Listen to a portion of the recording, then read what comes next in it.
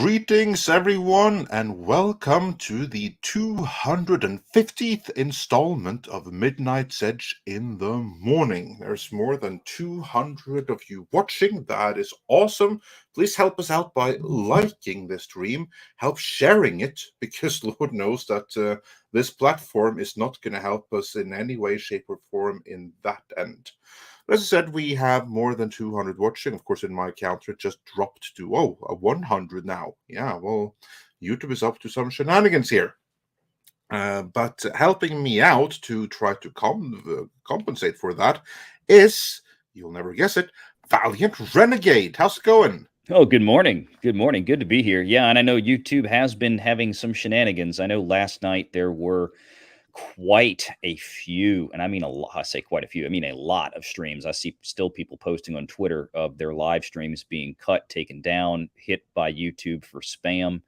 I think there is definitely something wrong. Team YouTube did respond to that on Twitter this morning, saying, "Yeah, something weird is happening. We're looking into it. Sorry, guys," kind of thing. So, give them a chance. You know, it seems to be so widespread that there's some goof up happening. Something is absolutely going on. Of course, since it's Friday, we have our Friday regulars. Welcome. How's it going? I'm very well, Andre, and nice to see you, Valiant, and everybody in the chat. Always glad to be here on a Friday.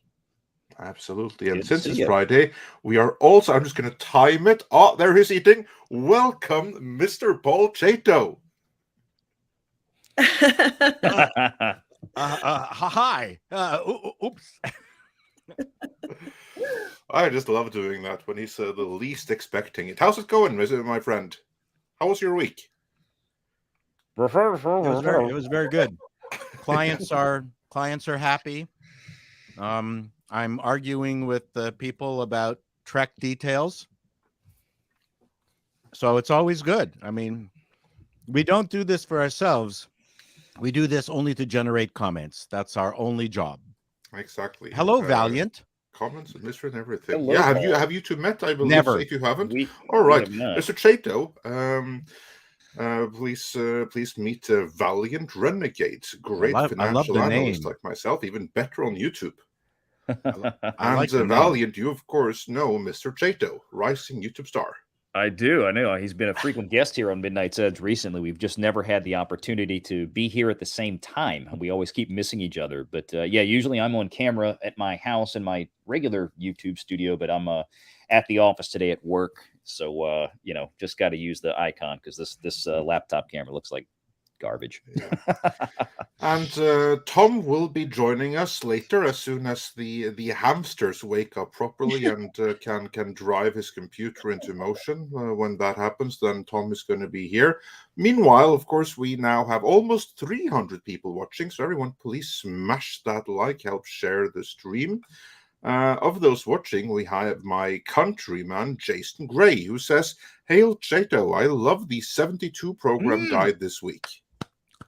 Yeah, I forgot to mention that. Yeah, I started doing reviews of old TV guides because my personal collection went back to 1976, and I started having fun with it. I didn't know whether people would appreciate it, but holy smokes, people love it. And it's also good. It's also nice because no one else is doing it on YouTube. That's a nice little niche you got there.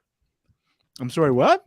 It's a nice little niche you got there. Yeah. Big fan of it. Yeah. Oh, people appreciate it. And it's also nice. I call it an oasis amongst all the hate comments. Not that I got a lot of hate comments, but a lot of the stuff that we work on, all of us collectively, people have emotional attachments to, and you know, they say all sorts of things, you know, good, bad, and indifferent. Whereas people just talking about old episodes from 1972 and 73 and MASH and how they watched it with their parents and blah, blah, blah.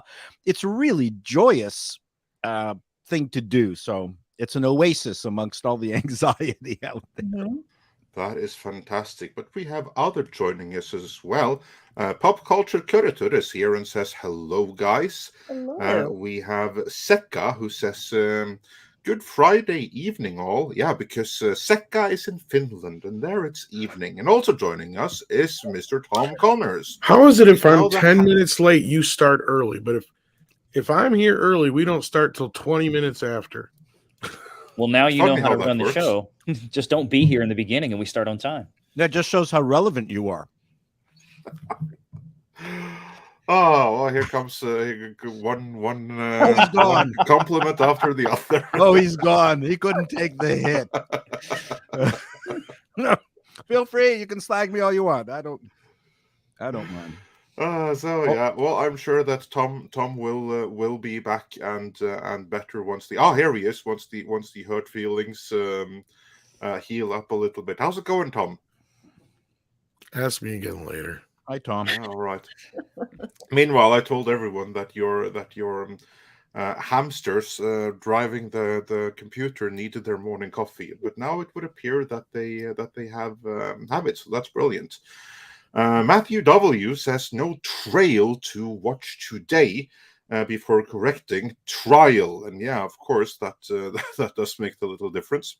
But we'll go through some highlights of the week here because it was like an interesting week, and we have other things to talk about as well. Trailers. There are trailers to talk about. Yeah. And we have Duck Nation is here, Glade Riven is here, who says, wow, early start. Yeah, because we were only 7 minutes late.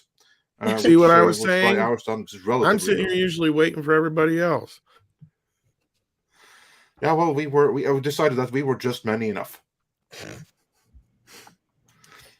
And then we have Donny Canupis here. Olaf van S is here. He also has a compliment. He says, Paul, love the haircut.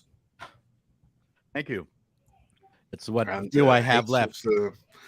Davila is here saying, hail, panel, mods, and chat. And Kitty Bear PSI has a theory of what is up with YouTube, saying it's Amber false flagging everyone. Was what I think. And yeah, you might not be entirely wrong. Could be something to that. And we have Didus here, we have Robaltis, we have Knut82, for that is what I call him, and we have so many others. We even have a couple of super chats this morning.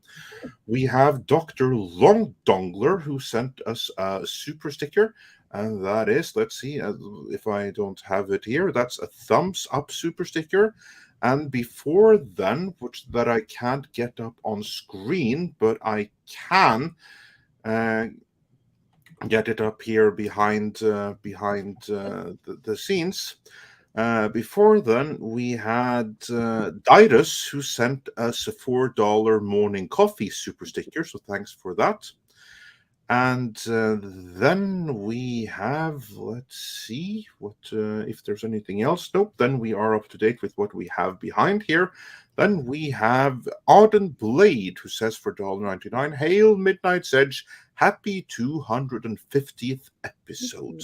And yes, indeed, this is the 250th installment of Midnight's Edge in the morning, going every Monday, Wednesday, and Friday without a single day pause since we started, whether it be Christmas, New Year, or any other holiday. Quite pleased with that.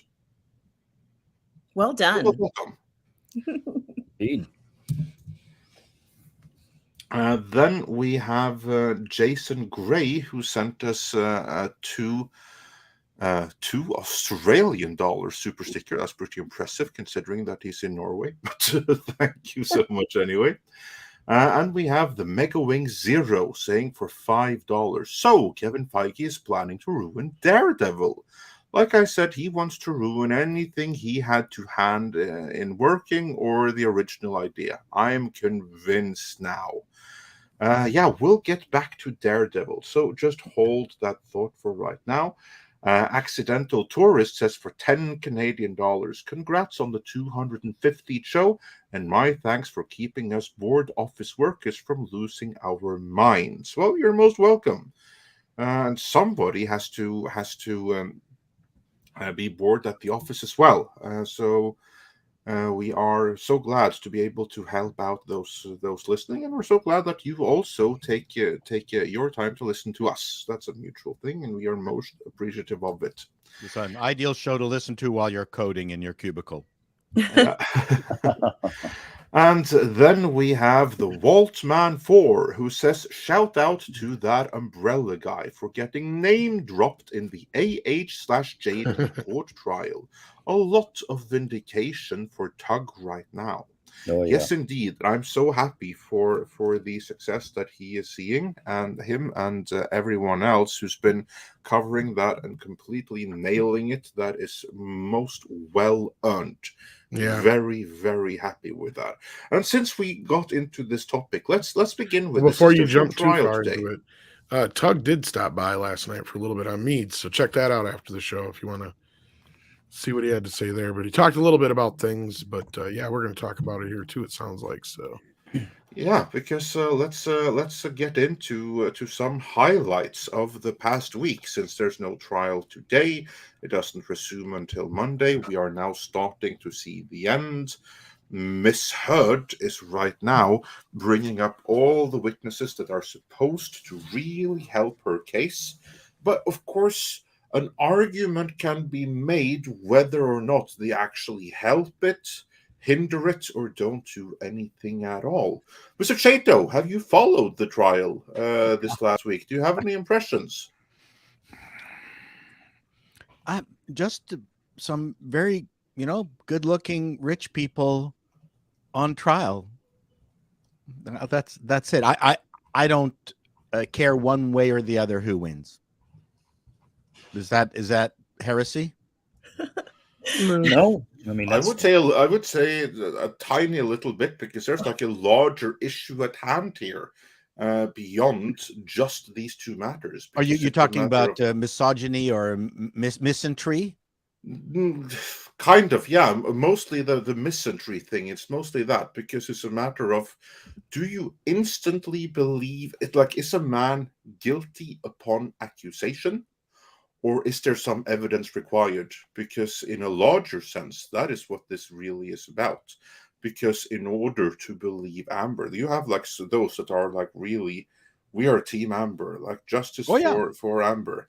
And what they require, like their argument is basically, put all the evidence aside, ignore everything you see, because now it's time to believe all women and believe her just for that reason. In a sense, that is also what is at stake here. that umbrella guy pointed out last night, and I saw it too. Somebody had basically tweeted out and got bombarded. Like, does it really matter if she's telling the truth? We should still believe her, or something like that, basically.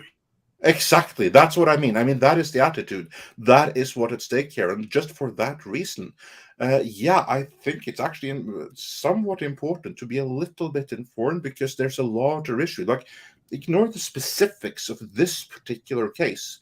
It's a larger principle, and that larger principle, actually very much so, has to do with justice.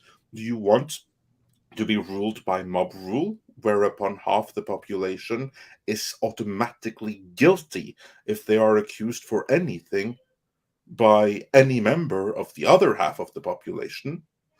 Or do you want rule of law? Because that, in certain matters, we haven't had rule of law for a very long time. And that's the important signal effect of this. Well, for me, all the disease that we're suffering under social justice influences these days, I think the only antidote is truth. And at some point, we need to seek truth, and then we need to accept it when we see it. It's, to me, it's the one thing we need to return to.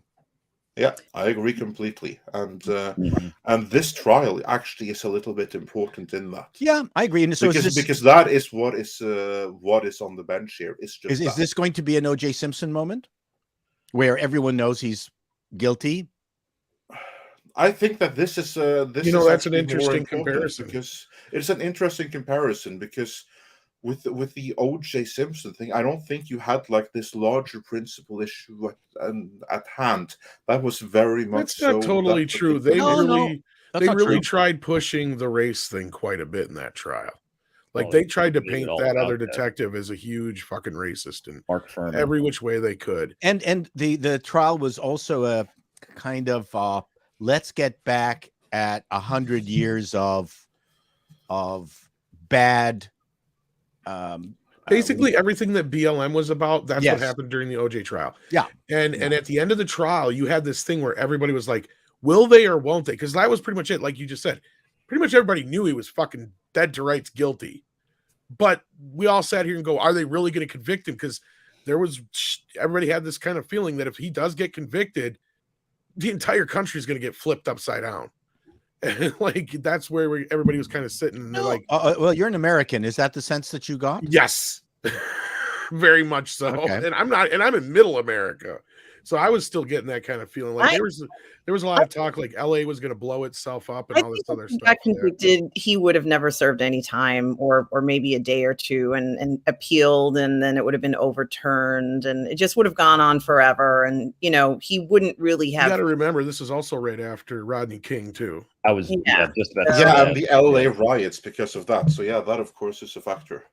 But I mean, worried about that. Yeah. In regards to this trial, my biggest concern is that, you already saw evidence of someone saying, just believe her already. The general public making a comment, or even a close friend, whoever it is. And there's going to be a lot of people who are just going to believe her just by appearances alone. She looks believable. She doesn't look unbelievable. I know that right up until she opens her mouth, but that's a different matter. Right. And I'm not saying that you're wrong, and I know that what she is saying a lot of times is incorrect, but my fear is that juries don't work the same way. And I know we want them to be these, have this responsibility, and they're always going to go in a certain direction. But you all know very well, at least from my experience, from what I've seen, she's a very convincing witness. And, if she can sway people who don't even know her, who are literally willing to, take a hit, even for some things that she says, but just still back her, that's a concern, at some point. For those of us who know the facts, unfortunately, that he's in this situation, it's a very difficult situation. Even a whisper from her, it's almost as if it's a danger. So I'm really concerned for him because of this. And, I think that she knows what she's doing, and she's, she thinks she's going to win this, guys. She thinks she's going to win this. And I think that she's putting a concerted effort to win it, not because of anything that may be based on fact. She may be going by principle alone. And sometimes that principle, that belief can be so strong that there's nothing, even the truth, that cannot overturn a belief in certain people. So, it's kind of disturbing in that regard for me. Every time she's on there is bad for him, because she looks, people will turn on and say, yeah, look at her. How could, they really are sympathizing by her appearance and her behavior, even if the words coming out of her mouth are not true. Well, and here's the thing. I think that's what she's trying to do. And after talking to Umbrella Guy last night and listening to a few other people and watching some of the stuff that I've been trying to keep up with, I think you're right to a point. I think she's running the train. And I think that's part of the reason her lawyer is so fucking upset, because she's basically being forced to do this stuff. And we kind of got an insight into that when asked a certain question about, I believe it was when they were talking about her nose or something else. She was basically complaining on the stand that she could not bring in the evidence she wanted to. And from what Tug was saying, it had something to do with her lawyer said they couldn't. Yeah. And she actually said that. So like, yeah. And then after, like the day before, I don't know if you were watching or you saw this video, right as soon as her lawyer got stuck in a loop during her, when she came back up, what is it called? Redirect. Yeah. As soon as she couldn't get her question in, she said, no further questions. Fucking Amber gets up and storms out of the courtroom. I saw that. This is a big no-no, first of all. And then her lawyer follows. And then what happened afterwards, from what I've heard from a couple places now, including Tug, because we can't hear it when they shut down the audio, she was screaming at her lawyer in the hallway, I guess, about how bad it went. And so I think you're right. I think she is convinced that all this stuff that is happening is worth it and what she wants. But what she's doing, this is what I've heard from from Tug and a few other people who have people inside, and Runkle was talking about last night. He's another YouTuber, because he's been there a couple days too, is that the jury's getting fucking bored. They're getting really bored of all this video deposition. They're getting really bored of Miss Heard. Like she like every time, if you watch her testimony, I guess every answer she turned and look at the fucking jury, and it got to a point where they said the jury started looking at anything else but her. Yeah, I was gonna, and they said you can't see the judge, but she has had about enough of it. the real contrast from what I heard, again, from same people like Runkle and the folks that have been in the courtroom, has been that when she was under direct from her attorney, the jury was bored. They seemed to be just kind of nodding off, not really listening too much. But when Camille Vasquez got up there for cross, boy, that jury perked up. So they were basically very attentive to the cross-examination, which was devastating. The redirect that the other attorney, that Amber's attorney got up there and did was a hot mess. Camille just took her apart, and she got frustrated. But yeah, that was, she made the comment about she wanted to bring some evidence in. Well, but my lawyers didn't want to submit it. It was kind of like Amber's throwing about that. Yeah, Amber's throwing her legal team under the bus. It's the same. Listen to everything she's testified to. Everybody else to Amber, everybody is lying, right? Everybody but Amber is lying. Yeah. Everybody else's fault. She's never done anything wrong. The same thing is going to be said when this trial's over and Johnny wins to one degree or another. Amber's going to go out there. She's going to blame her legal team, blame this, even though she's not been able to produce a single solid piece of evidence, a picture of anything aside from what a pimple under her eye. Added shit to her stories too. Yeah, the stories changed. And then now, if you noticed the last couple of days, well, especially yesterday, there's been a shift in the type of testimony that we've gotten from the defense, from Amber's team. They've seemingly moved off of, let's talk about Johnny being an abuser, quote unquote. Now we've moved on to bringing in witnesses that are trying, although I would suggest very poorly, to present, and failing. Yeah, for damages for the counterclaim that Amber has against Johnny. So now they're trying to prove how much money she, quote unquote, lost from this, and they haven't been able to show anything there either. So I don't know what's left at this point for Amber's team, because I mean everything that they have put up there has been a relative dud, and they can't even get most of their witnesses to actually show up in the courtroom. And that those video depots, God, those things have put a jury to sleep in 5 minutes. Well, I think what Amber is waiting for are the mailmen to come in with all the bags of mail showing that Chris Kringle is real. Well, she's got her PR team. No one got my. I get what you're saying. She's waiting for that. Come on, she's waiting for that. But yeah, she's got her PR team up there working overtime. Miracle in 40 seconds. Yeah. Also is going to, whether she wins or loses, this is a victory for her and for her that feel this is important and more attention should be brought to this. And isn't it a shame that she didn't win? I can just hear this whole thing. I'm not so sure I agree that this is a win for her, because what I see is that that there's kind of like there's two trials here. One is the legal trial, right? About who gets to pay who who gets to pay damages to the other. That's one side of it. But then the other side is the court of public opinion. And the court of public opinion, that has so far been a decisive victory for Mr. Depp. Whoever was not in his corner before, they are there now. That's what I see. Like the only people that I see that at this point remain Team Amber are ideological crazies. And those who have a single normal person. They almost have to, because of the message. Because that's the other thing is, you're right, Andre, and we were talking about this last night, that Umbrella guy and I were, and that was, not only is this whole thing a trial for Johnny and that whole situation, the Me Too movement's on trial. Yeah, it's the whole movement. It's the whole, and that's what I said. What's on trial here is also, is any man guilty upon accusation? And look, that's what's on trial. That's why the public opinion changed. I call it the turning point. Right. But the just turning point was where everybody watching it, because you have us in this community or fellowship, we already kind of knew a lot of this stuff because of that Umbrella guy, Yellow Flash, all those guys putting all that stuff out there. We've heard most of these tapes. We've seen most of these pictures and videos. So to us, this is kind of old hat. But to the general public, this is new stuff. And I think the turning point, and that's why I call it the turding point, was when the public became aware of the turd. Like there was a lot of people who did not know about that. They even did an SNL sketch on it. Exactly. And that's where things have kind of hit a point where it's like, okay. And then once it became that nobody believes her that she didn't do it at this point. And I mean, I guarantee you, even people who support her don't believe her. I mean, one of the highlights of the trial this week was when the lawyers repeatedly say the term Amber Todd in front of her. Yeah.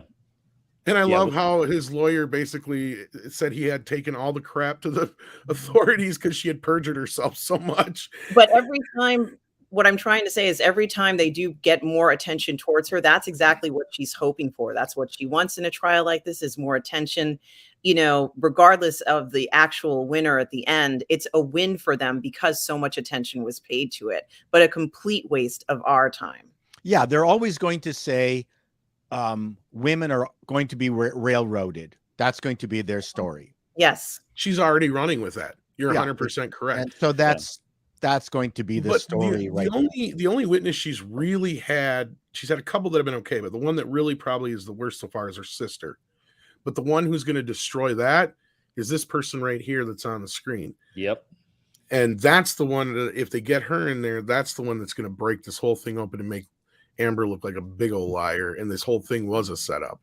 Well, I think she's now officially slated. Is she? Okay. Because she mentioned her. Because that's the thing. Because that's the problem is Johnny's stuck in this tunnel where he's only allowed to do so much because of what he's suing for. But the moment she opens certain doors, which she has for him, then it opens the floodgates. She's waiting for certain doors to open up for her that aren't going to open. Johnny's not going to allow it. I will say that Johnny's got to stop enjoying the proceedings. I get what you're saying, and at a point, yes, he shouldn't be as jovial and laughing at something. But at the same time, he needs to stop enjoying it. That looks bad. In his place, though, I can see where some of it, because there's like when his lawyer was on there, I'm like, why are we even watching this video? Like, this looks bad for her side. So like, and I think as far as I understood, they get to cut that stuff. Why didn't they cut all of that out? Right. It made no sense. We're sitting here for almost an hour listening to do not answer on current on client attorney privilege. Like, he even made a joke at a point. Like, I don't know if you guys caught that. That was, I about died laughing because he's like, I'm going to check with I'm going to consult. Is that a don't answer on attorney-client privilege? And he's like, yeah. And then you can tell they cut right there because they're like, this is not funny, sir. It's like, well, obviously I'm not going to be able to answer this shit. So I don't even know why you guys are asking me. And this is the thing. And she would ask every single question, every which way, 3 ways till Sunday. And it's like, why didn't you just cut all this shit out? You got 2 answers out of the guy, and the rest of the stuff is no good for Amber. Why did you even bring this in? Because all you're doing is helping Johnny's case at this point. Well, I think Johnny's attorneys demanded it be left in. I mean, he made the depo, and I mean, they want his answers in there. It's like, look, the guy's not being evasive. He's got to keep citing attorney-client privilege. That could be too. And this stupid attorney for Amber keeps asking him questions that they know he really can't answer, or he's not going to, but they're going to leave it on the record that no, he's being a good attorney. He's doing his job. He's doing his due diligence. Well, it's like, did Johnny ask you to say this? Don't answer on attorney-client privilege. Did Johnny not ask you to say this? Don't answer that. Like, yeah, that's what I'm saying. The whole thing was. It was on from Amber's side. They left it in there. It made the jury bored and confused, like all of the other Amber's witnesses that she's had up there for the most part. And it wasted an extra hour of their time, which they have precious little left. They have half the amount of time that Johnny's side still has to argue this thing. Yeah, and that's where we're at here. So this is, I think she's at the point where she's got nothing left and she's wasting their time because those last few witnesses on I can imagine all of yesterday was a total waste. Yeah, I think one of the problems is that Camille is more charismatic than Amber. There is that. I mean, seriously, it's like, okay, I'm attentive every time she's up. Oh yeah, not just her. I mean, also like one of the expert witnesses, like Dr. Curry. I mean, she was 10 times as charismatic as Amber. Like if they were to recast That's Amber's role problematic. in Aquaman with Dr. Curry, I think most people would be very happy with that. Oh, they're going to bring that blonde psychiatrist for Depp's team that was early in the case. Oh, they're bringing her back again. Trust me. Oh, I'm sure. She's going to say, I was going to remind you what I said about the diagnosis of histrionic personality disorder and bipolar. Because Remember what I Hollywood said? always likes the sequel. This is exactly what we've seen, because it totally is. Well, and their other thing they're trying to prove, and this is why they brought in. Oh, and I got to answer this. Second Rodeo says, "Who, Tom? We're doing see a picture." Okay, so if you can't see what we were talking about, Jennifer. No, I Howell, couldn't either, but I didn't want to say anything because it was the previous chat that he had on. Yeah, the screen. Jennifer Howell is the individual, and she is very close to Whitney, or was very close to Whitney, which would be Amber's sister. And she has some testimony that could pretty much punch holes in her testimony, which at this point, like I said, is between her sister, her one doctor, and the algorithm guy they had on yesterday are probably the three best she's had on so far. And this Jennifer Howell is supposed to basically destroy Whitney's testimony. So, well, let's hope so. We'll see. So we'll see on that part, yeah. But no, I think it's going to be interesting to see going forward. And like you said, Johnny's team has more time to play with now. We're getting into the last week, I believe it is. There's only so many hours left, but yeah, like Team Amber, they have 8 hours left, meaning they'll basically be done on Monday. Yeah, pretty much. Yeah, if I was writing a sketch on this, I would have her lawyer bring up Ernest Borgnine, and he goes, I have no idea who these people are, but I've been asked to just talk. I have nothing to do with this trial, nothing, but I can talk about PT Boat 109. It was a fun show. That would actually be more interesting than some of her witnesses. So. Plus, he's dead. So I was in the Poseidon Adventure. And Airwolf. Let's not forget. Let me tell you about working with Gene. I loved Airwolf. Me too. That was cool. One of the best TV or musical themes ever. Yes, you're right. And they flew that French helicopter. Oh, we're not getting totally geeked out here. Stop it, guys. Oh, we have to talk, we have to do a whole Airwolf episode and what happened with the helicopter afterwards and everything. But the lead in that who self-destructed. That's another tragic story, Jean-Michael Vincent. Yes. Yeah. I loved Airwolf. Yeah, me too. Yeah, well, I could talk an hour about Airwolf right now, so let's try not to do that because we have other things to talk about. I love the fact that they kept going to the same B-roll. That was just about every show, though. But Paul, you and I were talking Airwolf at some point here. Sorry. Okay, we're talking Airwolf. It's guaranteed. Coming soon. Incredible Hulk Airwolf on Midnight's Edge. And the Incredible Hulk. Oh, obviously the Incredible Hulk. I've been watching that here and there, and of course, I always noticed even as a kid how much they reused footage. But I'm sitting here watching it now, and I'm thinking, man, David Banner makes a shitty doctor, but he's a hell of a detective and a therapist. And they should never let him anywhere near gamma radiation. So no, they're not making a good case for him being a very good doctor in that show. Are we going to talk? Are we going to talk the pilot, the trailer for She-Hulk?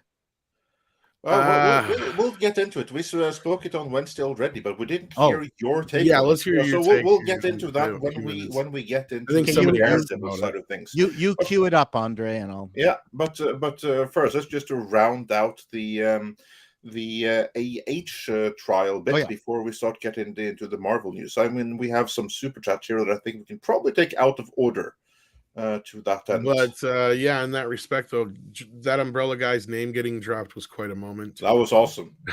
It was hilarious. I'll be right back. Yeah. Mm-hmm.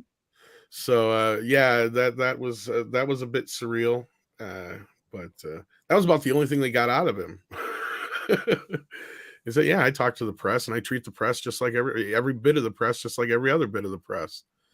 And the only thing he said, he's like, I just seen him as a journalism. They just aren't attached to any major outlet like NBC, or something like that. Basically, is all he said. So that was kind of cool. Yeah. But it just goes to show you who actually probably has more control of the media, though, now, doesn't it? The fact that his lawyer had to go to people like that Umbrella guy to get the truth out there. That's exactly right. I mean, it goes to show where the real rebellion is, because you can't trust professional journalists to actually be journalists. You have to find true journalism elsewhere, right here on this platform, and that's what the lawyer recognized and did. Yep. Indeed. So thank you for that, Walt, man. We appreciate it. You got your $4.99 worth, but that's all right. We're going to discuss that a little bit anyway. Michael Miller says, I've heard Picard rating fell off 90-degree cliff. Strange New Worlds is expected to fall around episode 5 when Kurtzman's presence gets made known. Well, yeah, the show's doing okay so far from what I've been hearing, but okay, well then we have until episode 5 to get caught up. Because it actually supposedly was like #1 in streaming this last week. So, yeah, Are we going to talk about episode? Yeah, 3? actually, the only person here I think who's watched it is you. Oh, I watched it. Oh, you did. So you two watched it. Yeah. So, you what's guys your covered reaction to years the while show so Irma and far? I discuss it? Yeah. Episode 3 of Strange New Worlds we're talking about. Yeah. I liked episode 3. It's my favorite one of all 3 episodes, and surprisingly, it featured mainly Rebecca Romaine was the main character in it, where she kind of had to take control and save the day, and it felt like a regular Trek episode to me. So I enjoyed it, and I think a lot of people, this will be their favorite one so far. Yep, I completely agree. So to me, what was good about, there's a couple things that was really stand out. I'm going to be putting it into my video anyway. Is number one, during the clips that required action and people talking about stuff, they were talking medical jargon, technical jargon, ship jargon, the dilithium crystal jargon. It was just a joy, and it was fast, like a Sorkin kind of pace to it. And the other thing they did, which I bet you no one else will notice, is that what they did, the cliffhangers before the commercial style, and then the music swelled in that horrible, wonderful way that TOS always swelled. Commercial. And I noticed that. I went, oh my God, this is great. And the mini cliffhanger, the fake pre-commercial cliffhangers, which they did, were really well done. Romaine was fantastic. It just, and there was very good moments. Now, the one thing that has come up is that, oh my God, her backstory was fantastic. Holy smokes, this was just packed with so much good stuff. And even the relationship between Pike and Spock was fantastic. It was chummy in the right way. Yes. And but I have now been told that the whole backstory for #1 was ripped off from a DC Fontana story that she wrote. Well, this explains why it would be so good. Yeah, it's so good because it was already fleshed out by DC Fontana, and I can't remember. It's called Vulcan something or other. I can't remember the name of it, but I did write it down. And people are getting pissed off. Said, "Oh yeah, okay, so mind the back issues of stuff, but at least give credit." Now, I don't know whether there's any kind of financial compensation that happens when you give credit, but that entire backstory to #1 came from DC Fontana's short story. And it was a huge part of the episode. Yeah. One of the most important elements of the episode, because that's why she was able to do what she did. It was fantastic. It was fantastic. I particularly was impressed when I can't remember what the character's name is, but he was trying to beam on a piece of the core or of the mantle of the planet. Hemmer. This is fascinating. Hemmer is great. He's slowly becoming my favorite character. Yes. And am I correct in saying that he's blind? Yes. He's completely blind, but he's an engineering expert and genius, and he lets you know. Oh yeah. And it was just such a great episode. Even the response in this particular episode to specific situations was right. Yep. Where he was like, you can't do that. Got to stop him from killing himself. And it was Dr. Mbenga who was leading the charge in sickbay, not Chapel, which was exactly right. And he had the right gravitas. He had the right weight. It was good. And I mean, this is spoiler alert, everyone. Close your ears. But the very end where Yeah, that thing that he did that actually caused the problem is Yes. exactly what good writing is about. It's Yes. not Deus Ex Machina writing. An individual made a choice, it caused problems, and then they had to solve it, and that individual had to come clean that they fucked up. And that is what good writing is about. The main characters cause their problems. Yes. And interestingly enough, even the captain resolved some of the Yes. issue where, something was not disclosed and he dealt with it. It wasn't kind of like you're rewarded just because you omitted something. It was dealt with in a responsible manner, the way you would expect a team of the Enterprise or any Star Trek crew to deal with it. Yeah, I completely agree. Now, there's a couple things I'm going to mention that you're going to probably remember and laugh. When what's his name, Hemmer, had to be zapped by the phaser to knock him out, and number one picked him up like a rag doll and threw him over her shoulder like a sack of potatoes. Yes. I went, that's great. But then they cut to a scene where she's walking down the long corridor with him over her shoulder, and it's in slow motion, and you kick in the Vangelis theme. Da, da, da, da, da, da. Okay, what the fuck was that?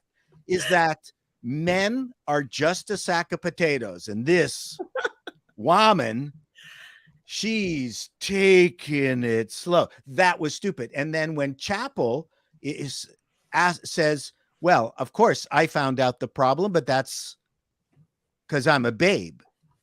That's what I do.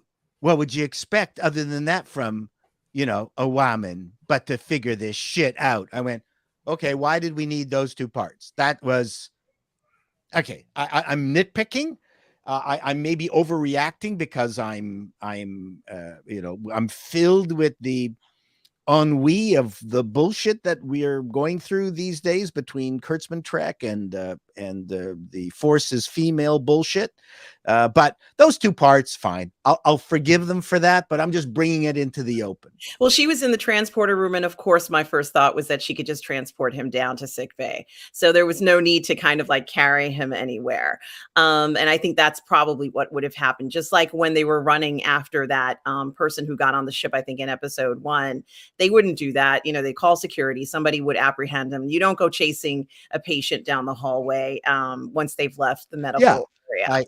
I agree. But that long, slow-mo walk by, I mean, what did you think of it when number one was? It reminded me of some of the things they did in She-Hulk that were maybe, it's supposed to be comedic, but it's misplaced.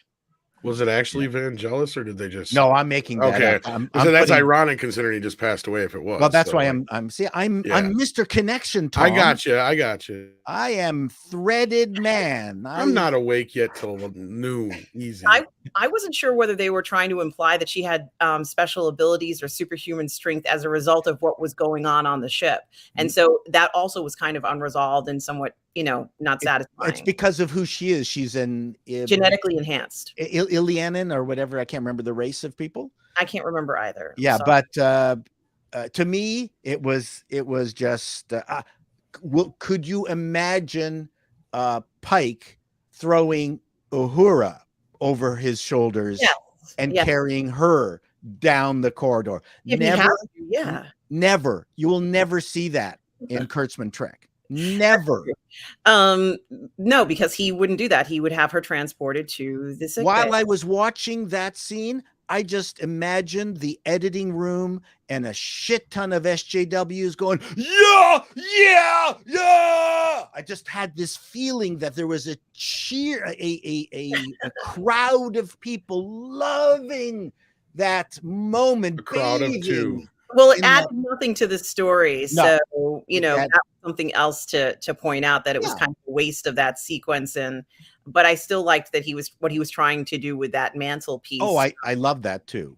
No, so anyways, I'm being nitpicky. It was a fantastic episode. I really enjoyed it. And for all you non-Canadians, that took place in Ontario Place. That's our former fun center in Ontario that has been left to rot. So it was a perfect set for the planet sequence, Ontario Place. A place Yeah, to and go, a place to grow, Ontario. it makes me also wonder why they, as far as I'm concerned, I didn't care for episode 2. I felt like they made, No, it was just kind of like the complete opposite of this episode. I And agree. so, I think they could have shown more of what Uhura could do. No, I agree. Yeah. Completely agree. I actually have completely replotted episode 2. And Oh, maybe one day I'll make a video on it because people were hammering me about my complaints about episode 2. It was great, Paul. What are you talking about? No. Okay. I'm going to replot it for you assholes, and I'll show you what a good episode version would have been. well, I can't wait to see it. We'll Okay. get more into Star Trek as we start watching. Anyway, it there you ourselves, go. which I think that we're gonna have to do. But yeah, Tom, let's do a couple of more super Don't chats you and we'll get threaten me. into the next Jesus. topic here. Don't be saying I could have a heart attack. I'm sorry about that. Jeez. Kareen wonders when Kamran will be back in #Justice for Johnny. Ain't that the truth? Kamran is busy working right now. Recall, like the last time he was here, he had like this lengthy farewell when he said that first he was going on like a spiritual journey in conjunction with Ramadan, and after that he would be working on a series that he's working on. That's what he's doing right now. So whenever he has the time and opportunity, he is welcome. So it's just a matter of when he has the time and opportunity. There you go. And exactly when that is, I cannot say, but I'd love to have him any day. And Dark King says it's election day in Australia. Shoot me now. Yeah. But I another shrimp hope- on the babby. Which I I hope never that say. everyone voting remembers who has like locked them up and made Australia into like a prison camp the last couple of years here. Or yeah, so yeah, good election and go vote. Yeah, Australia is way better as a prison camp. I've been there. It's not worth going. Sander Hammerslag says it's a super sticker. €2. I can't see what it is offhand, but I bet you it's like a little smiley face or a thumb. I was in Australia in the wintertime wintertime here, and the temperature was 42 degrees and gum trees were exploding as we were driving by them. What a place you got, guys. Everything tries to kill you. You have 8 of the most poisonous spiders in the world and 9 out of the 10 most poisonous snakes. And Irukandji. And Crocodile Dundee. And what was that? Irukandji. It's a poisonous, I think, jellyfish. Oh. Well, Wow. basically everything in in Australia is trying to kill you, and humans really shouldn't be there. I mean, yeah, I can see why people would use it as a penal colony at one point in time, because you send prisoners there and don't expect them to come back again. But I mean, those prisoners were pretty hardy colonizing that place, so people live there now.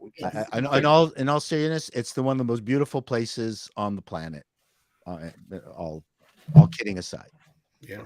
Olaf Van Ness says, happy 250th episode and lovely panel as always. Well, thank you so much, Olaf. We're happy to have been here 250 episodes. And then Kitty Bear sent us in €2.50 or €2 actually. 2.50 and says a cent for every episode. Thank you. And then Big Daddy MRI sent us in a super sticker, probably a thumbs up or a smiley face. I can't see what it is now, unfortunately. And yeah, and I was just saying this the other day. It'd be nice even if they would just update it to where, because if we copy and paste the stickers, it'll literally write out what it is. They could at least work out that it would at least just say what it is.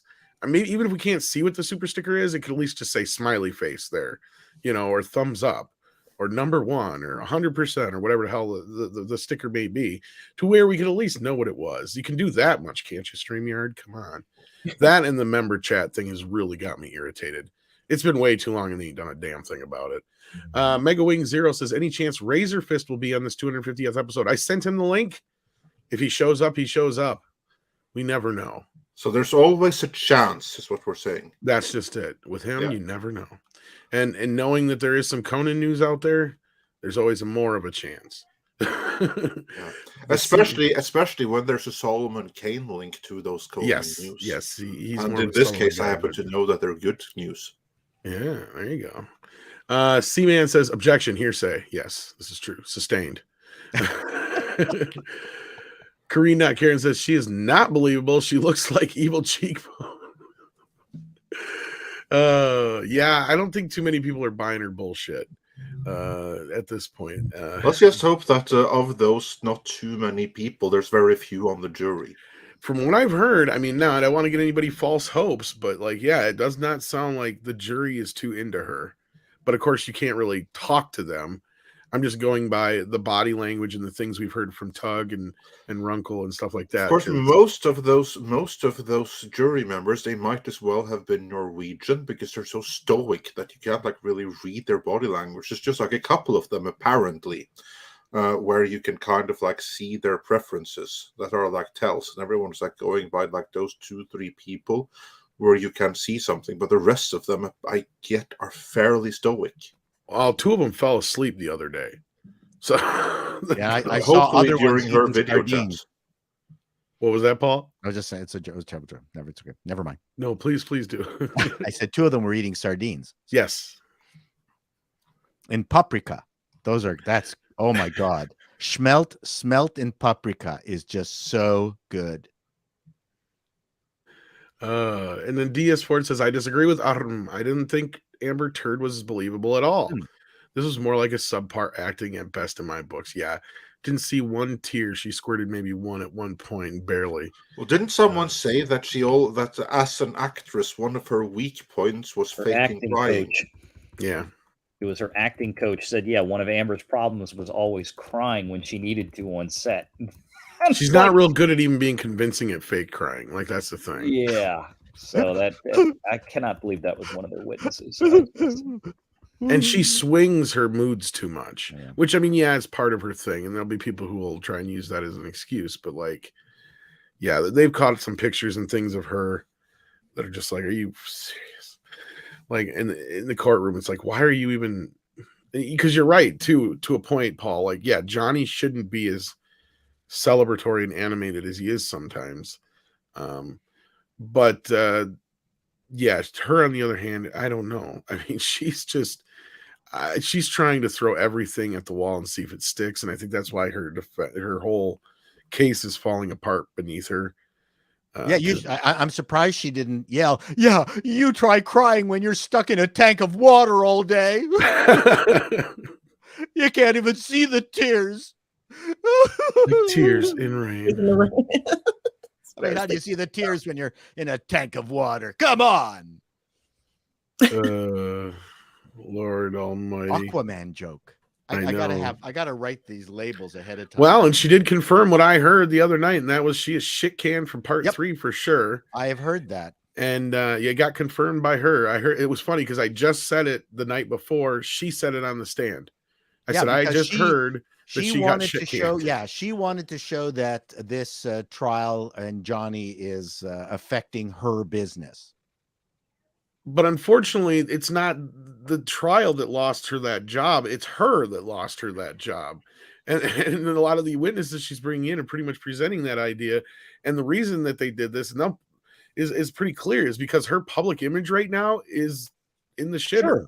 Well, that's why they were trying to make the connection with Depp's attorney, and that Depp had caused all this, because that's what she has to prove for her counterclaim. She has to prove that Johnny and or his legal representatives were directly responsible for this defamation against her that caused her to lose X, Y, and Z. So that's what yesterday was mostly about, because it seems like they've given up on trying to bring any other evidence in about. No, yeah, you're right, because she's trying to build this idea that now she's being the victim of a powerful man and the system that protects this powerful man. But here you have a problem, is she picked the wrong person. You have somebody who's never really had a history of anything like this, who's even really known publicly like this, outside of his few drug problems that we've known about. And that's the thing, is they're really trying to hit that home, and that was where his former agent really hurt Johnny, and that's because she's got it out for him, because he fucking sued her. Is that she's, saying that, his lateness and his drug use and all that kind of shit is what, led to his downfall. But if you go by what she's saying in the time frame of what she's saying, where he started to have problems, it all lines up with her. It all lines up with Amber. He didn't have these problems until he was with her, right? Like, that seems to be the common denominator here. And I don't know why they wouldn't try to get Jerry Bruckheimer in there, unless, I mean, Tug says it's because, for two reasons. One, you don't want to burn that bridge. And two, you're afraid of what he might say otherwise, which I can understand. But at this point, it's pretty obvious that you've had everybody but Jerry up there saying that we all knew what it was about, but we didn't say it, when you can actually just have the person come up and say, yeah, we got rid of him because of that op-ed mainly.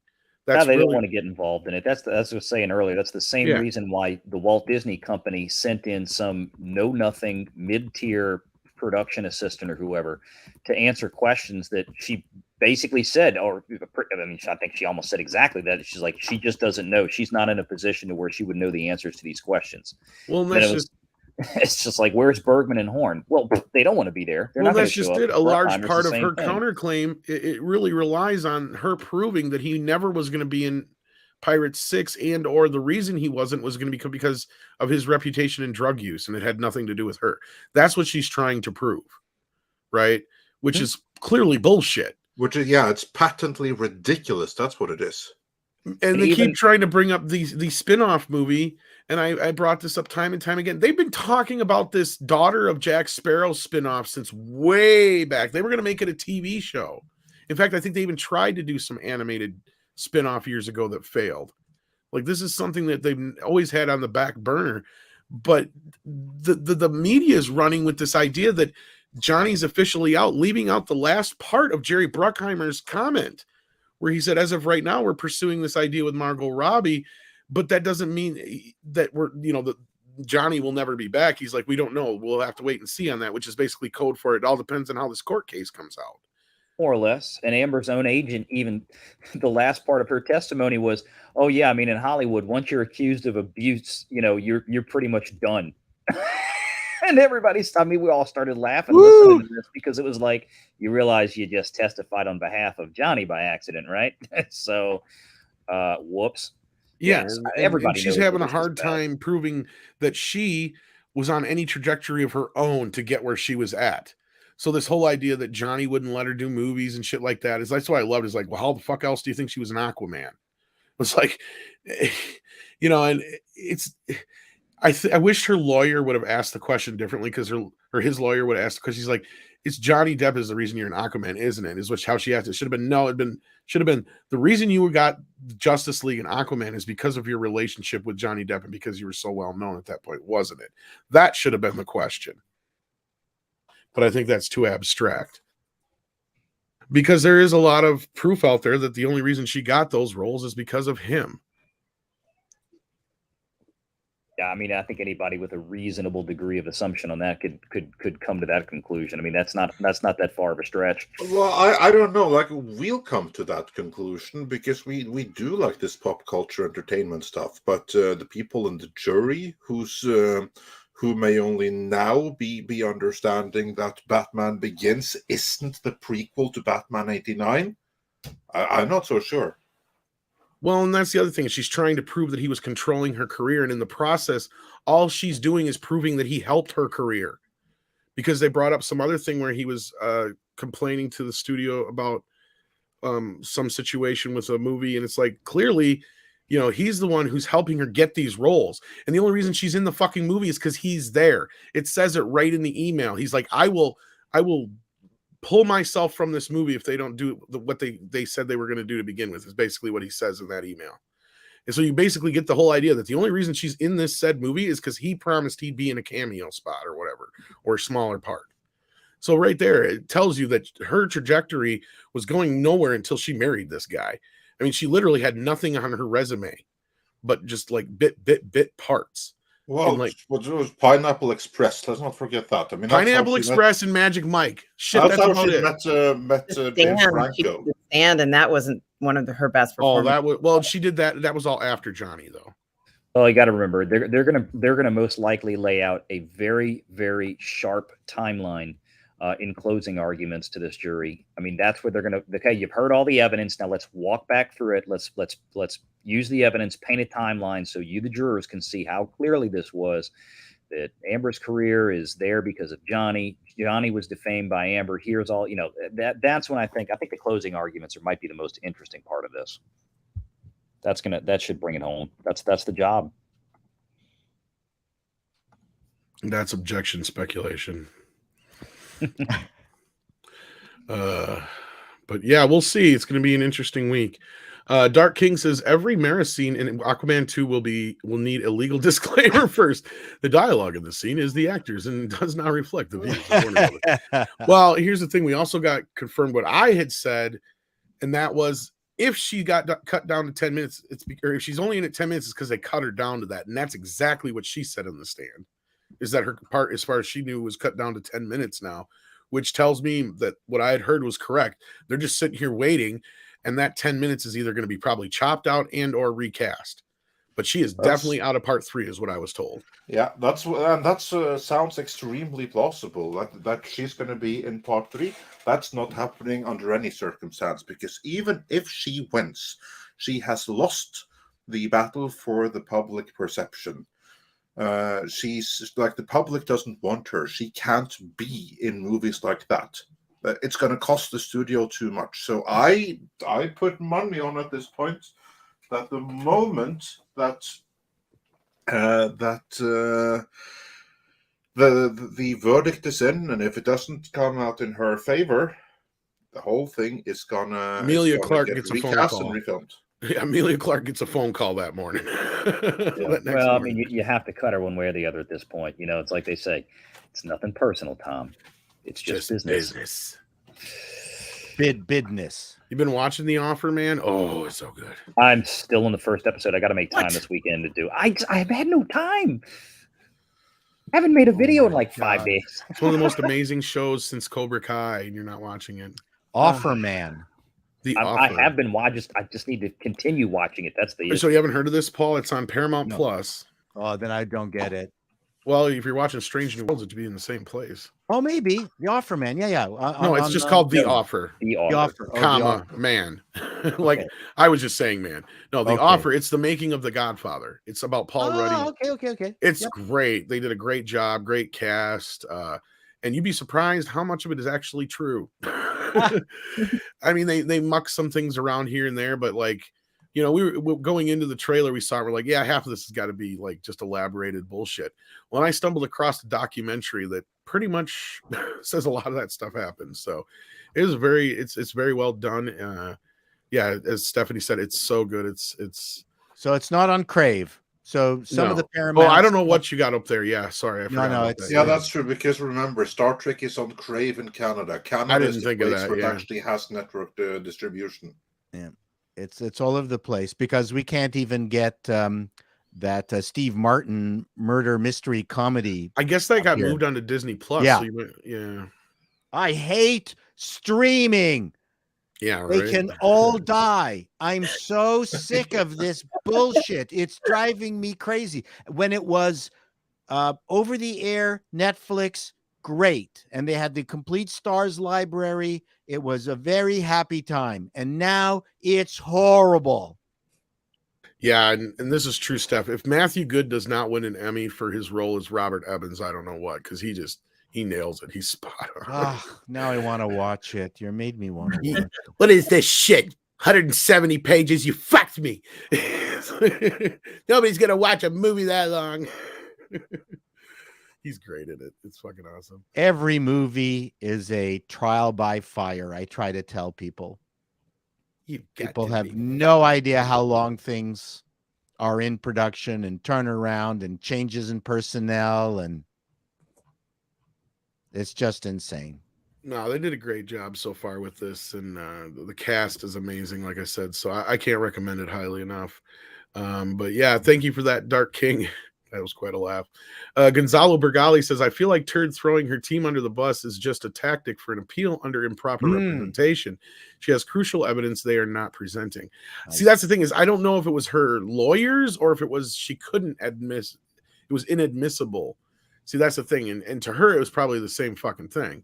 But if you're yelling at the jury and you're going, I have the goods, they just won't let me show it, that might have a positive effect on her behalf.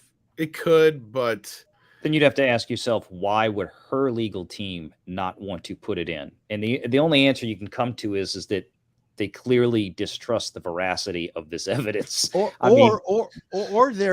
she's playing on the fact that the law sucks. the legal process sucks, I'm right, and it's just Trump era conspiracy shit.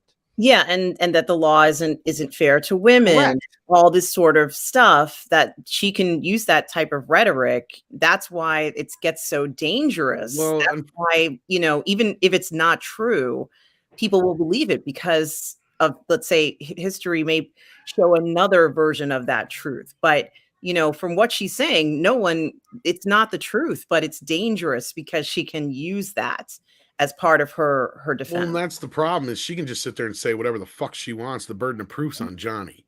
And that's the problem here. And I mean, but the upside is all they got to do is prove that she's a liar a couple times, and nobody's going to believe any of her shit. And she's perjured herself 3-4 times now, at least.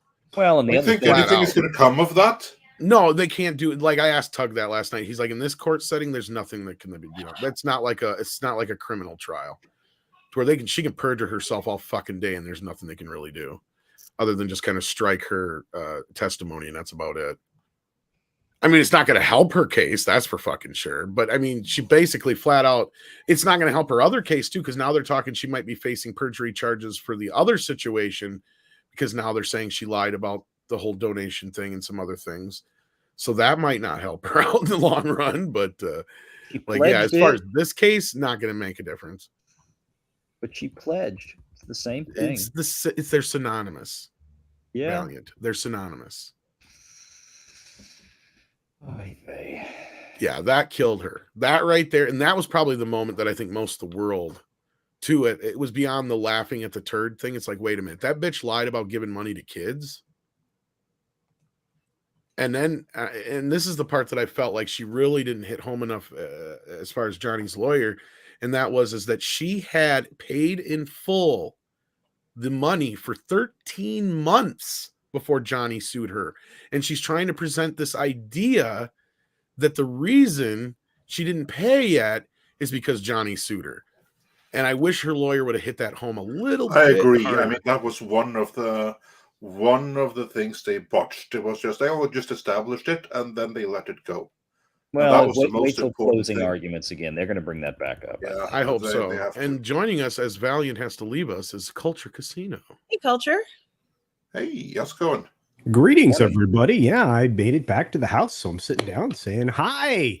You guys, Amber is not doing well. Let's just put it in those terms. And I everybody's coverage of it has been just extraordinary, including that umbrella. Except for the mainstream media. They've been doing a very bad job. They've been doing a horrible job of it. Is throwing her legal team under the bus also something that could get her a mistrial? That's kind of what Gonzalo's asking here. And see, that's the thing. I asked Tug last night as far as like, how can this go? Is there can you have like a hung jury or anything like that? He's like, no, it's either there's going to be a winner and a loser. End of discussion.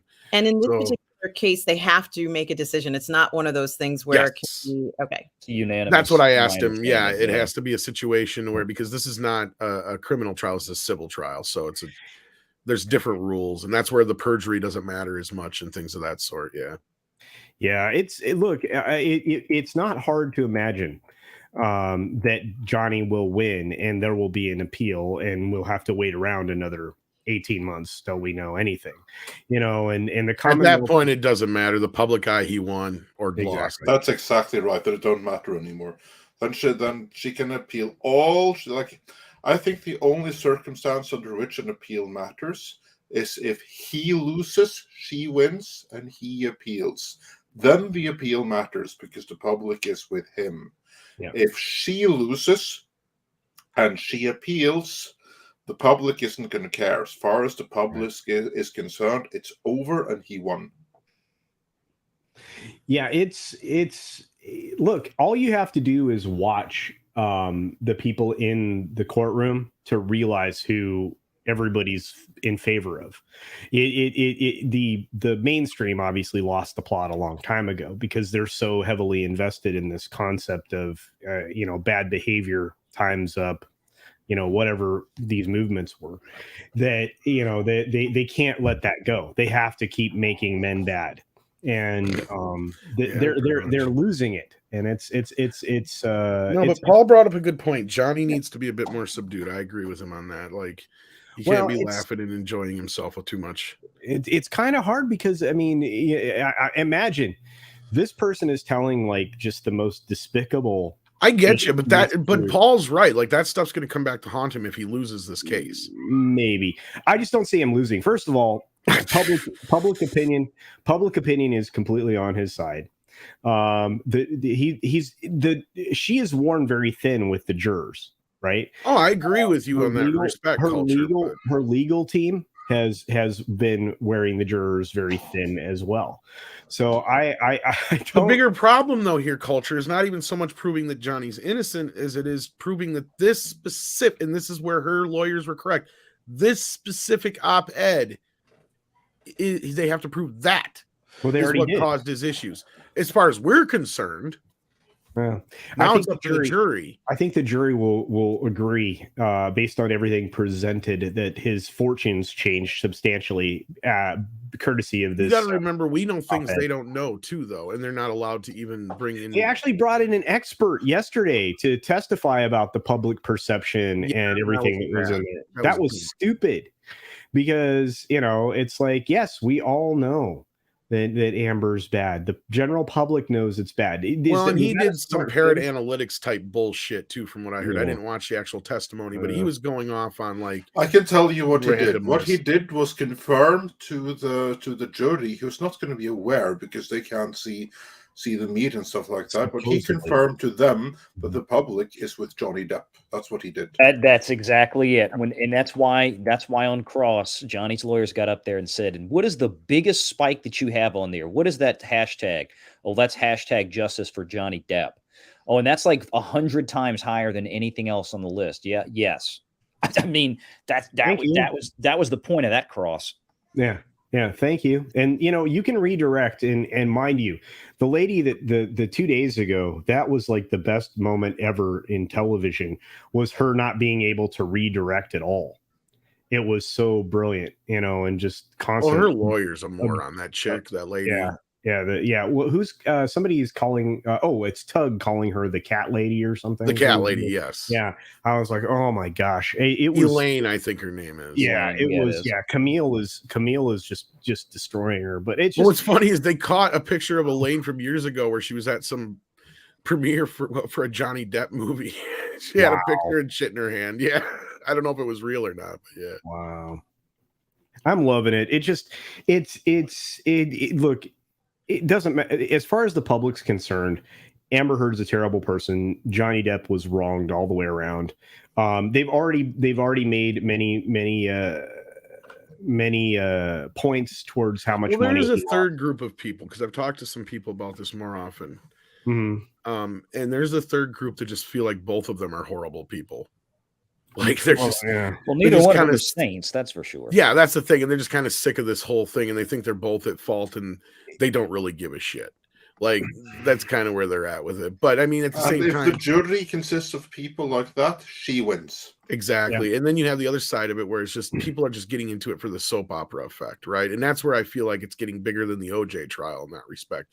Because even though we don't have the 4 networks like we did then, where it was basically on and you could kind of equate how many people were watching, this is spread all over the place. But when you go to like Entertainment Tonight and some of the other major news or the entertainment news outlets that are covering this trial in live time, they're getting like 250 to 500,000 people watching at a time. So you start adding all those up, there's a lot of people watching this trial.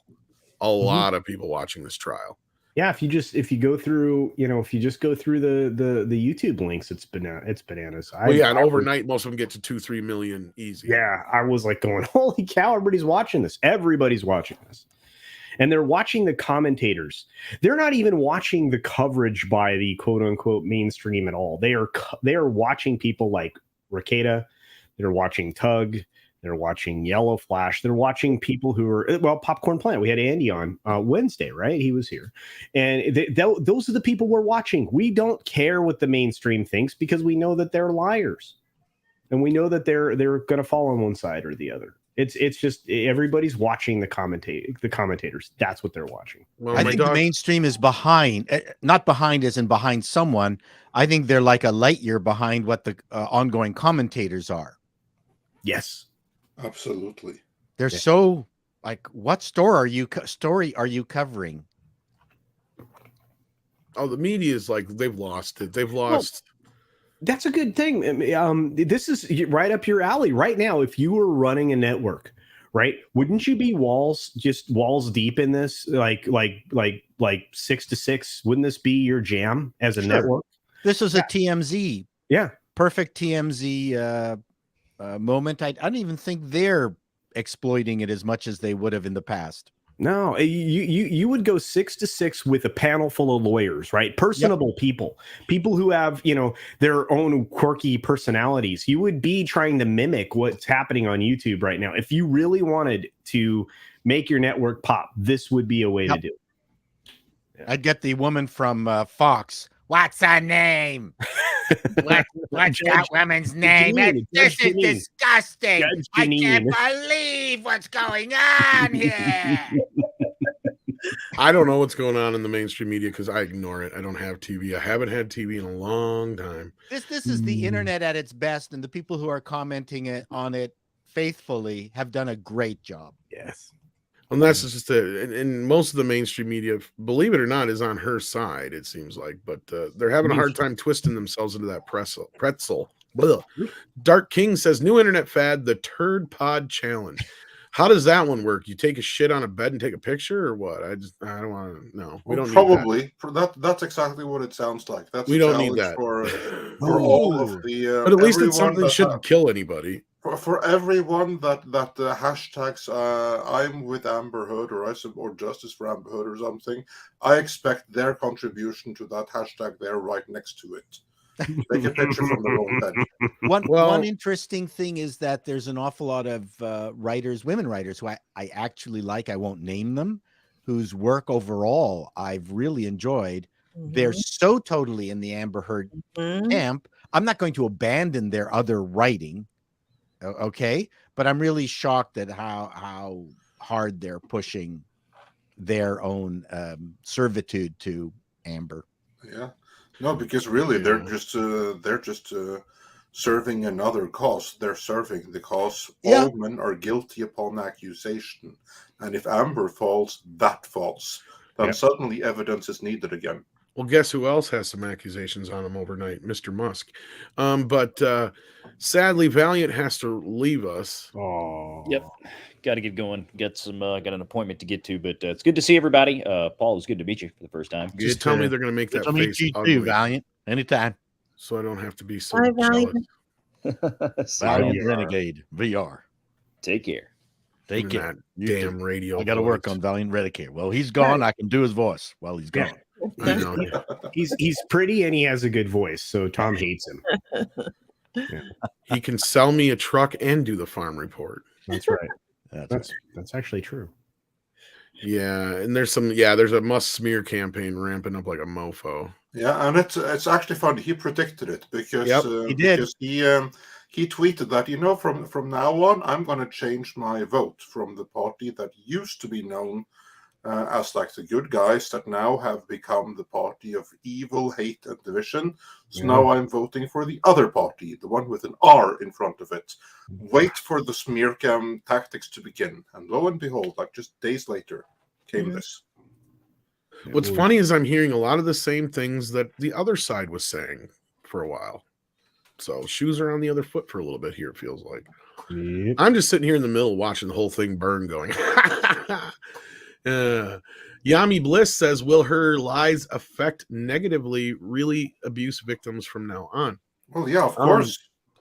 But the upside of this so far is that we've seen a lot of men come forward. Because this is something that Doug and I talked about last night a little bit too, is how, there is no real statistics as far as, abuse among men, because A, it's always been a bit taboo for men to come forward with that. And then B and C in the last few years between the Me Too movement, nobody will believe them. And C, you have that other side of it now, is that you have a lot more men who are probably being abused because they're afraid to speak up and defend themselves in these situations. And also, we're hearing a lot of that now, yeah. Because of Me Too and everything, you have the females who were abusers are much more bold than they have ever been before. Because that goes off of what I was just saying. Yeah. And they're not, and the men are not going to be believed. If anything, they can claim, just like Amber, that they are the ones who's been victimized, and they will be believed. They've set back this particular movement, and the set of movements around it have set back victims of all kinds for a very long time, by a century, I would say. And this continues this unnecessary vilification of men. That's completely unnecessary, unfounded, but just for whatever reason, some misdirected reasons, this just adds fuel to the fire for people who are just angry at men for no reason. This is just going to add to their pile of resentment and anger towards men when they don't deserve this type of vilification as well. Can you talk to my wife? Oh, please, could you just repeat that same thing? That would be so helpful. I don't know if it'll work. But no, I see there's some confusion in the chat. There's no connection between the JD trial at this point and Elon, other than what tangentially we know of. The smear campaign is related to the Twitter thing. I just brought it up because of the whole accusation part. Oh yeah, absolutely. It's related to him no longer being part of the good crowd of the other. The rumor is from Tug though is he's the one who bankrolled her fucking defense. The biggest problem for me is this constant selective truth, and that if you're part of a victim group, then you can't be racist, you can't have sexual impropriety, things thrown at you. It's just not spread equally everywhere. That's part of the ideology. I mean, the people defending Amber, they even said that it doesn't matter what she does. That's not abuse, because it's only abuse when it's abuse mixed up with power, right? Exactly the same thing as a Rossism, that it doesn't matter what, like, for instance, you do to a white person, because it's the white person that, according to them, have the institutional power. And that's the magic bullet that makes it Rossism in one case, and actual abuse in the case of relations. So according to their ideology, a woman can't be an abuser because the men have all the institutional power. Well, wait a minute, Andre. AH was already accused and found somewhat culpable in being abusive in a previous relationship that she was in with another woman. Well, there's even accusations that she's been abusive towards her sister. Yeah, I can well believe that, because looking at that sister, I was first thinking, is she special needs? That was my very first thought. Oh, wow. Oh, there's a lot of stuff around that. I don't even want to get into it. My second thought was, well, she's been through a lot, and I don't know. I don't know that John is to blame for all of it. Oh no. I blame Johnny for my special needs. Coulter, you can come back on camera now. I'm finished. No, it's fine. Oh no, I'm just trying to take care of work. Merlin Zid sends in $10 and says, when Disney tries to appeal to women, they seem to want to appeal to the most toxic women in the world. True. Hollywood feminist, this is a PSA. No one likes whiners, and your family is right to avoid you. It's true. Yeah, you're not wrong. Well, and I think that's kind of the wake-up call a lot of these people that work at Twitter are getting. That's what's threatening people on the left right now after Elon said that, because he's a very powerfully influential individual, and it's scaring them that there's a lot of people who have been kind of sitting in the middle, and they're just kind of going, you know what? I've had enough of the crazy. Like the crazy has gone too far. This is it. I'm done. I can't deal with it no more. Let's just go back to when things were semi-normal, right? Like that's kind of where everybody's at here at this point. It's like, can I get a redo on this? Because the last few years have just been a bust. What's semi-normal? I mean, we got the pendulum thing happening. Are we just in the middle of the pendulum? I think we reached a pretty good point somewhere near the mid 90s. I think after the 80s kind of settled just in the infancy of the internet, and we all kind of realized the world isn't as small as our own house. You know, I think people kind of woke up a little bit. You had a lot of things like 9/11 happen and a few other things that woke people up to the, you know, the bigger picture. And I think we were doing okay for the first few years there into the, Yeah, you we know, were. the 2000s. And then this thing kind of creeped in. But you're speaking from the perspective of a white cisgender male. Yeah, I'm I not see gonna you even- can't win. no matter Objection! what, Okay. Overruled. but yeah, I would agree Nothing. that like the 90s, looking back at it, was the height of civilization, of Western civilization at any rate. Mhm. Mhm. And you I know, mean, they things weren't perfect, but you know, we were seeing more representation. Things were really going in a great direction. It's too bad that this came and just threw a wrench in the machinery of everything, because it really has been so disruptive. And we end up with cases like this where, you know, it's just it's almost a mockery of what I think artists were trying to do with their work. And artists can't even put something out without somebody criticizing, you know, what their work is. It's almost like they're trying to stymie creation, you know, any kind of creative thought or processes out there. Maybe that's why we're not getting anything original anymore. I don't know. well, and I'm loving, of course, just in general, your TV guide thing, Paul. But Hey. you brought me another piece of information. I had no idea Tony Randall played a gay man in a leading role in a dramedy in 1981. Again, talking about how they pretend that there's never been gay people on television before. There's never been, you know, black people in leading roles before. There's never been. It's bullshit. It's getting tiresome. They really did. You know what? Going through the TV guides, and we should read this little post here from Rave Girl. Yeah. Is that I'm actually quite surprised at what kind of effort the networks did try to make to change those things really early on. So in 1972, they had Cleavon Little by way of Elizabeth Montgomery, who overruled hiring Frankie Avalon for the lead of Temperatures Rising, a hospital comedy. And she suggested Cleavon Little to play the lead in 1972 in a hospital drama. So that lasted 2 seasons. Television has always been more progressive too, on top of it all, right? So that's the other thing that helps. I'm really surprised at how much they actually tried. And then there was the Bridget Loves Bernie thing, which lasted only 1 season because of hate mail. CBS took it down. You know, a Jew marrying a Catholic. Yeah, I remember you talking about that one. Yeah. Actually caused such, and it was very popular. You said it was very popular. It was the most popular show ever canceled. It was number 5 of all TV shows, and it got canceled because CBS got death threats. Oh wow! So I believe that's what you call giving in to terrorists. See, now that's where these people who act like everybody is so racist and bigotry and all, like, now that's where you can go back and actually use that as an example. But who buckled there? Right? Like, that's the thing. It was, and so the networks work a little bit culpable, but you can actually see them trying to do things like what was that show, Good Times, that lasted 10 years. Now she was Nell Carter played a maid. But she was the star of that show. She ran that show. Benson, and I've argued too, like, you know, Denzel Washington came out of television.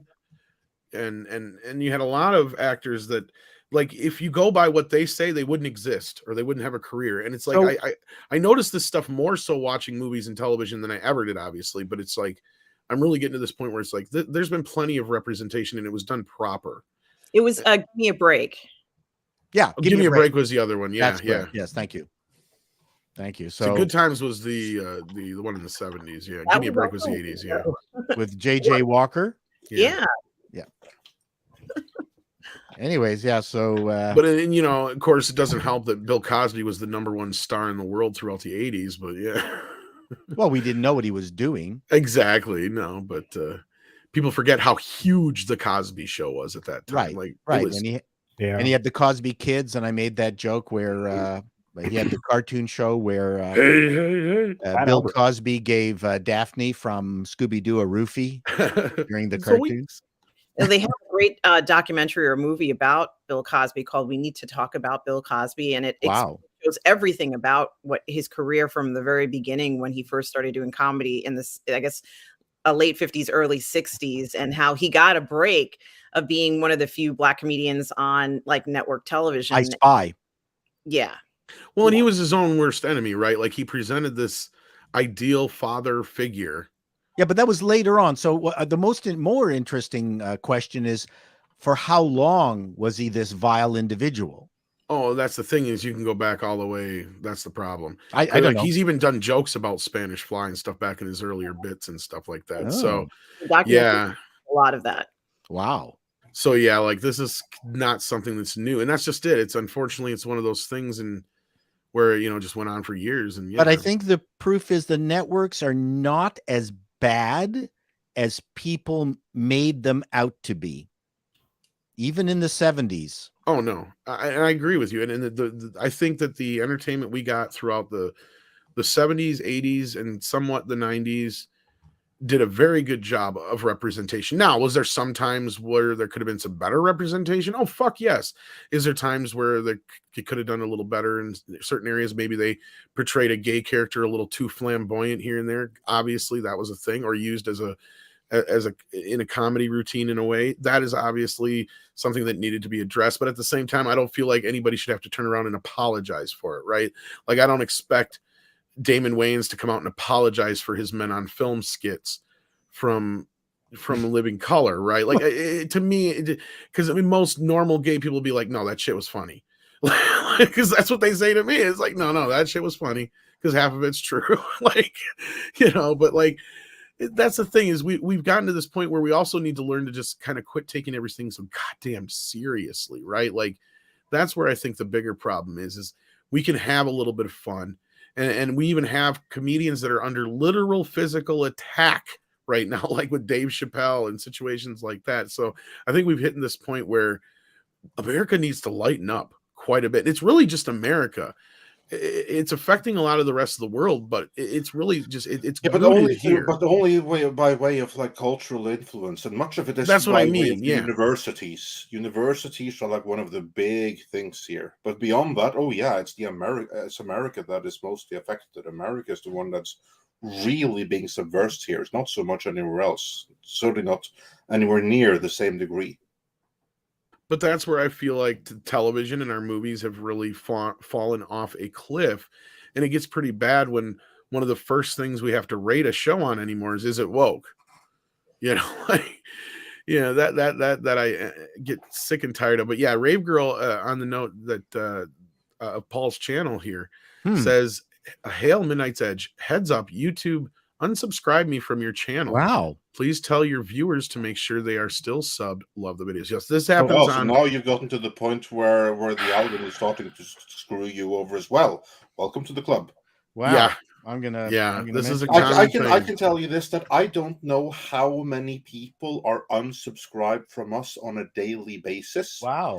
But I think that we must be losing like probably 20 subscribers every single day, because I can tell if we haven't published video for a few days, so there's nothing out there to get us new subscribers, so it basically stands still. That's when I see that the subscribers start disappearing, 10 and 10 in a row. Wow. It's not a day that goes by that I don't have to. Their 10 goes. I don't really see on the days when we have new videos, because then we have new subscribers to set off that. But I would imagine that there's like some kind of thing that just at every so many hours it removes automatically a number of subscribers, and the ones that are removed are active subscribers, the ones that actually watch the content. And because we hear members, from so many Brave Girl, I will ask. I tend not to make any kind of pronouncements on my channel, just because personally I don't, everyone does it, I don't like doing it. We used to not do it either, Paul. Like we I'm not against you not doing it. No, we didn't really like to do that either, because it comes off like you're trying to tell your audience what to do. But at the same time, like we ran into this problem here, and Mr. Tickle Trunk's right. I've been unsubscribed from Midnight's Edge, and I'm a mod, and he's a member, and this has happened to several members of ours. I've had it happen to people on my channel.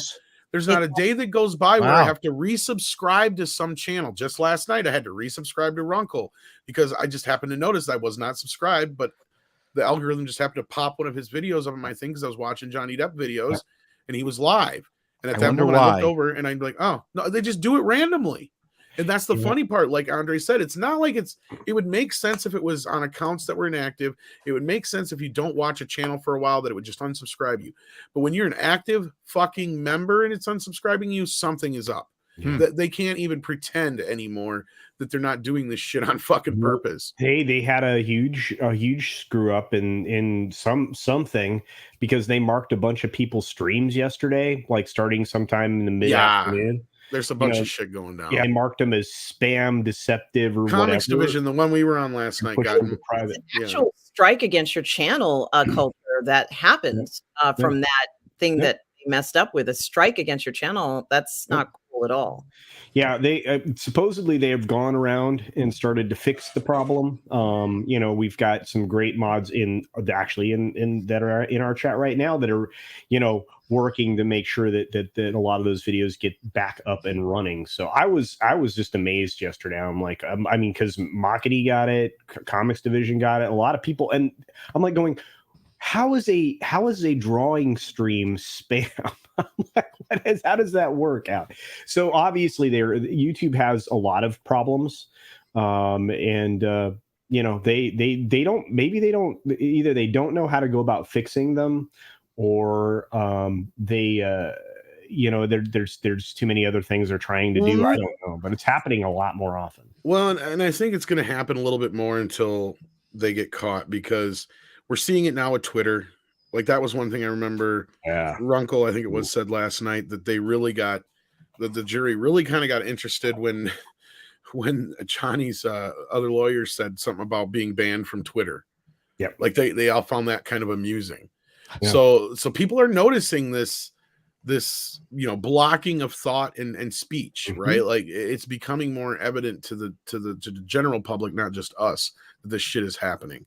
Right. So hopefully this will start opening more doors, and YouTube's going to have to follow along sooner or later. We're still waiting for YouTube to increase the burden of proof on a individual or an institution making a claim on someone else's video. Good luck with that. We're still waiting for that. This is the most insane thing that they are still sitting on, is that the person who is, we all know this, the person who is being struck has to have the burden of proof, which is ridiculous. Yeah. I mean, I was literally put in the same position prior to the traveling I did. Gosh, it feels like a month ago. It's only a couple weeks ago now. But prior to traveling, one of the streams I did right before I got on a plane was marked for utilizing somebody else's material, not a DMCA takedown, but essentially, a claim.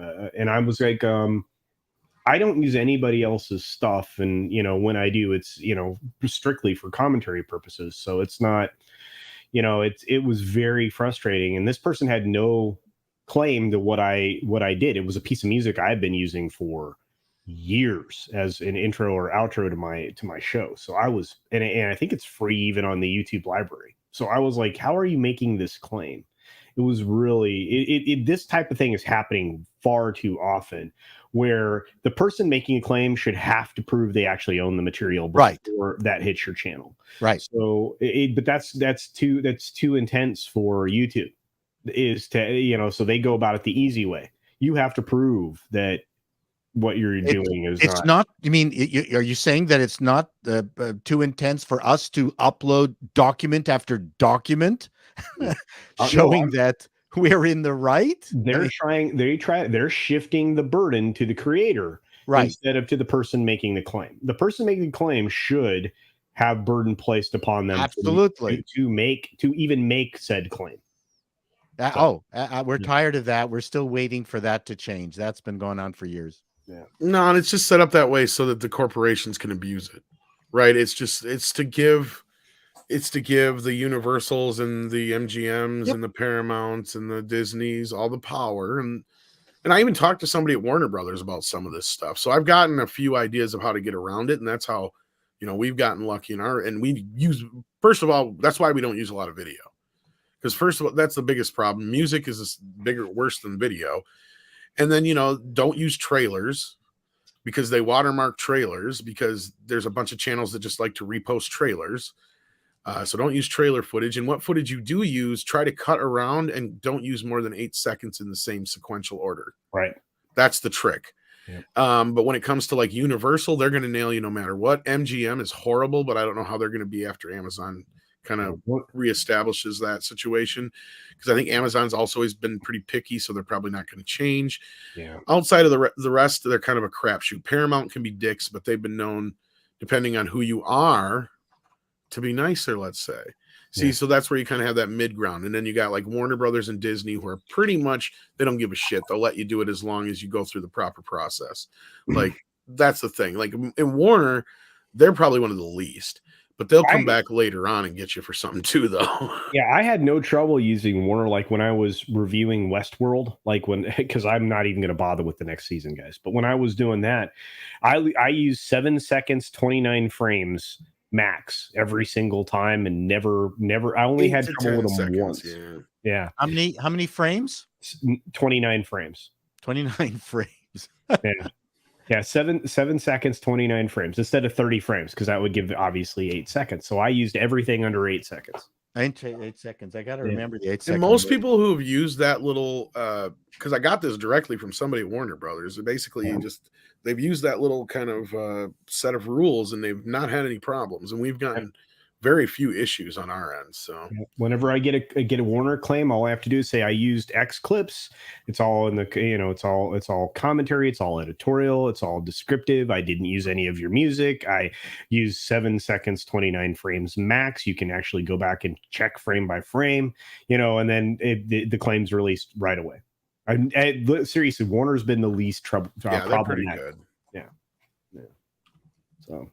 And I even presented the idea to the individual I talked to. I'm like, why don't you guys just put up like a press YouTube page or just a page in general where people can just go and get the video clips that you guys and you won't flag. And they're like, no, we can't do that, unfortunately. And I didn't give me any good reason why. Well, the reason I would think would be on the legal side of things, being like, they are actually granting license to use the material to people for those purposes. That could open up a floodgate of other problems on the legal side of things. We're hiding behind YouTube's skirt here, Tom. That's the problem. But yes and no at the same time, because I think that there's no issue with them being able to make at least 2 or 3 clips that they would at least put into the YouTube system as they see as basically fair use clips. And here's what I don't understand. Why are trailers not fair game? They're advertising. Because of what I just said. And that's the problem, unfortunately. It has nothing to do other than there is a truckload of fucking channels that do nothing other than re-upload trailers. Yeah. So they unfortunately have to combat that. Well, but the point is, if you were doing editorial commentary, etc., on a trailer, I mean, most older trailers you won't get nailed for. Yeah. Like, that's the beauty of it. So pretty much anything let's say 2010, you're probably not going to get nailed for it. Time to start reviewing Serpico trailers. Yes, Serpico. He was a cop. He was a good cop. But in a bad system. Paul and I have heard that too many times. He had a cockatoo in his pants. No, he had no problem with the ladies. That was another line of the trailer. I love those old trailers. I'm sorry. They're so cheesy. Yep. Shaft. One mean mother. Anyhow, thank you so much for that, guys. Rave Girl is correct, though. You do need to check off. I will do that. Thank you, Rave Girl. If you're subscribed or unsubscribed, it does happen more than you like to think. Now that I'm becoming a YouTube star, I have to be careful. You are a star. You are a star. A bigger star than you think. Yes. Do you realize that there's still people that tell us you should come on our channel? It's like, you clearly don't watch anymore, do you? Yeah. that would be people that aren't getting notifications. Yeah, I know. Yeah. That's that too. Gonzalo Bergali says Amber Heard has like 9 hours left to make her case and spend them over 5 days. That's less than 2 hours a day. Exactly. That's what we're saying, is they are wasting a lot of precious time with some of this stuff. Like, Yep. I wouldn't have put some of this stuff in there at all. Dumb stuff. Like, there was that other ladies stuff that was just a waste of time too. What do we think of? Did they really roll? I mean, I saw a clip, so I know they did, but they rolled Ellen Barkin's sad old butt out there, and I was like, oh my God, really? You know, to testify yesterday, right? And I'm like, and I'm thinking, you are the only person to say anything negative about Johnny Depp, you know, in your deposition ever. I'm like, you know, she's like, you know, classifying their relationship as sexual. I'm like thinking, okay, well, you were pretty smoking in the back of the day, but that trial is insane. She must not have any real people who can vouch for her character in her life. That's all that I think it comes down to. She has nobody to say something positive about her. Well, Your Honor, we object to the use of the term deposition because it has Depp in it. It shows badly on my client. Can you please not Call it use an that ambersition? Ambersition. Wow. I don't know how I keep coming up with these things. It's like I'm a genius or something. But what do we think of the agent saying Aquaman was the best movie ever? Clearly, her agent was just going too hard to bat for Amber in this case. And this whole idea that everybody loved the movie because she was in it and all this bullshit. Nobody gives a fuck that she was in that fucking movie. I liked it because of Jason Momoa. I was just going to say, every woman on the planet went to see that movie because Jason Momoa was in it. Every gay man went to see that movie because Jason Momoa was in it. Every almost straight man went to see it because Jason Momoa was in it, because every straight man sit there going, you know what? If I was going to go gay, Jason might be one of those guys who could make me do it. Him or Henry. No, I'm kidding, of course. Maybe. You don't know. Henry probably. I don't know. Henry probably would, yes. No. Airwolf helicopter was a Bell 2222, says Mr. Popman, with cosmetic modifications for the show. It was not French. Yes, because I know what you're thinking of. You were thinking of Blue Thunder. Blue Thunder. That was a Gazelle, and that is the French helicopter. And I thought so that was basically on the that was Airwolf. No. Airwolf was a Bell, because I was thinking, hang on, Right. that doesn't sound right, but it's Blue Thunder. Blue That was Thunder, the thank you, Gazelle, man. and the Gazelle looks kind of lame, to be honest, but then they modified it to look badass. Oh, But I'm quite impressed with those that decided, when they looked at the Gazelle, which is the name of the French helicopter, and decided this thing right here, and it looks so lame, this we can modify to look amazing. Because basically they just kept like the ass end of it. That's pretty much like the same. And then the front end, that's what looks lame. And that's what they changed. So with a Bell 222 or any of these copters that you're modifying, you have to be very mindful of what their useful load is, because I'm thinking, you know, the more structure you add to the exterior to beef them up to make them look like fancy, you know, like military assets, I'm thinking there has to be an amazing pilot who's handling a machine that is not what it's supposed to be, and B, you're carrying around a lot of extra weight. You are entirely right. Now, in the case of the Bell 22 that was modified, those were very light modifications. Like, the biggest thing that was changed for that was the coloring scheme. And of course, then they added like the stuff for like the weapons port and the jet and stuff like that. But these weren't very heavy changes. They didn't really they didn't like really impact performance in any way. Wow. Now, what was done to the Gazelle? That thing was a flying death trap, because that was so unbelievably nose heavy, because that's where everything was. So that was completely off weight. And yeah, you did need a really experienced pilot to be able to fly that, because you constantly had to compensate for the fact that the helicopter wanted to tip over, fall nose first into the ground. Shifted camber. That's amazing. Man. And I can't believe we're having this conversation. And I can also guarantee you that none of the Lord of the Rings, Rings of Power experts would ever get this deep, anything this insane. This is quality geekdom conversation at its best. And the cool Ladies thing and is that it gentlemen. wasn't even prepared. It was like completely organic from someone picking up that, hang on, Airwolf wasn't a French helicopter. I think that's fantastic that someone is going to pop in, Pop Man is going to pop in and tell us. This is awesome. This is why this is the best streaming channel in the world. And that's what I love about our audience. But yeah, and I just remembered from before when I did like my research on it years ago that Blue Thunder, that's Gazelle, and that's French. Wow, you are mad, Andre. Well, one thing that helicopters don't usually have is wings, but Mega Wing Zero does. Razor Fist is a big Daredevil fan. That's why I asked. Yeah, I sent him the link. Hopefully, if he gets the message, because there is a little bit of Daredevil news.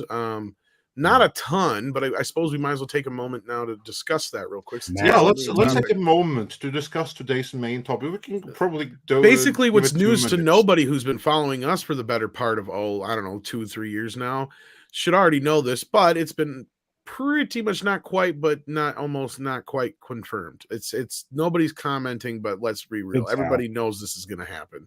Yeah. It's been talked about and talked about and talked about and talked about, and we've heard from Mikey Sutton and several others of our own sources that this show is well underway and going to happen. And this is the main motivation behind them surprisingly regaining the rights to the older shows on Netflix, because they didn't even have to do that, right, Andre? Not really. No, they didn't. But they lost $1 billion in licensing at the same time. Yeah. Wow. But of course, that's the price of doing Disney Plus, because that's the only reason why Netflix ended those shows. They would have kept going had it not been for Disney Plus. When Disney decided we're going to be a corporate enemy from now on, and then they were like, "Well, then why the heck are we going to pay you a licensing fee?" And it wasn't even your programming. Let's be clear, it wasn't in then, because I think they clarified this out in the press, so I don't even think this is like a secret or anything like that. No. Or me speculating. They pretty much said it wasn't even so much them starting Disney Plus, it was the fact that they were canceling and ending all their licenses for everything with everybody, which means that these deals that Netflix had with Disney, which was pretty good deals for Disney, they were ending, and some other stuff. So it was like, all right, you want to play hardball kind of thing. So on this case, I just see it as two big entities coming to an impasse, and I can understand both points of view. Right, I understand where Disney's coming from, why they would want to do what they want to do, and I understand why Netflix did what they did. But if you want to put the blame on anybody for canceling these shows, unfortunately, it all falls on Netflix's lap, because they did not have to. And Marvel pretty much said that too as well. They said that was all up to them. They could have continued these shows for the next 5-10 years if they wanted to. They could have kept these characters technically away from the MCU if they wanted to, which could have been a really shitty move on Netflix's part. So in the end, I think it was kind of one of those amicable splits or whatever you want to put it, however you want to put it.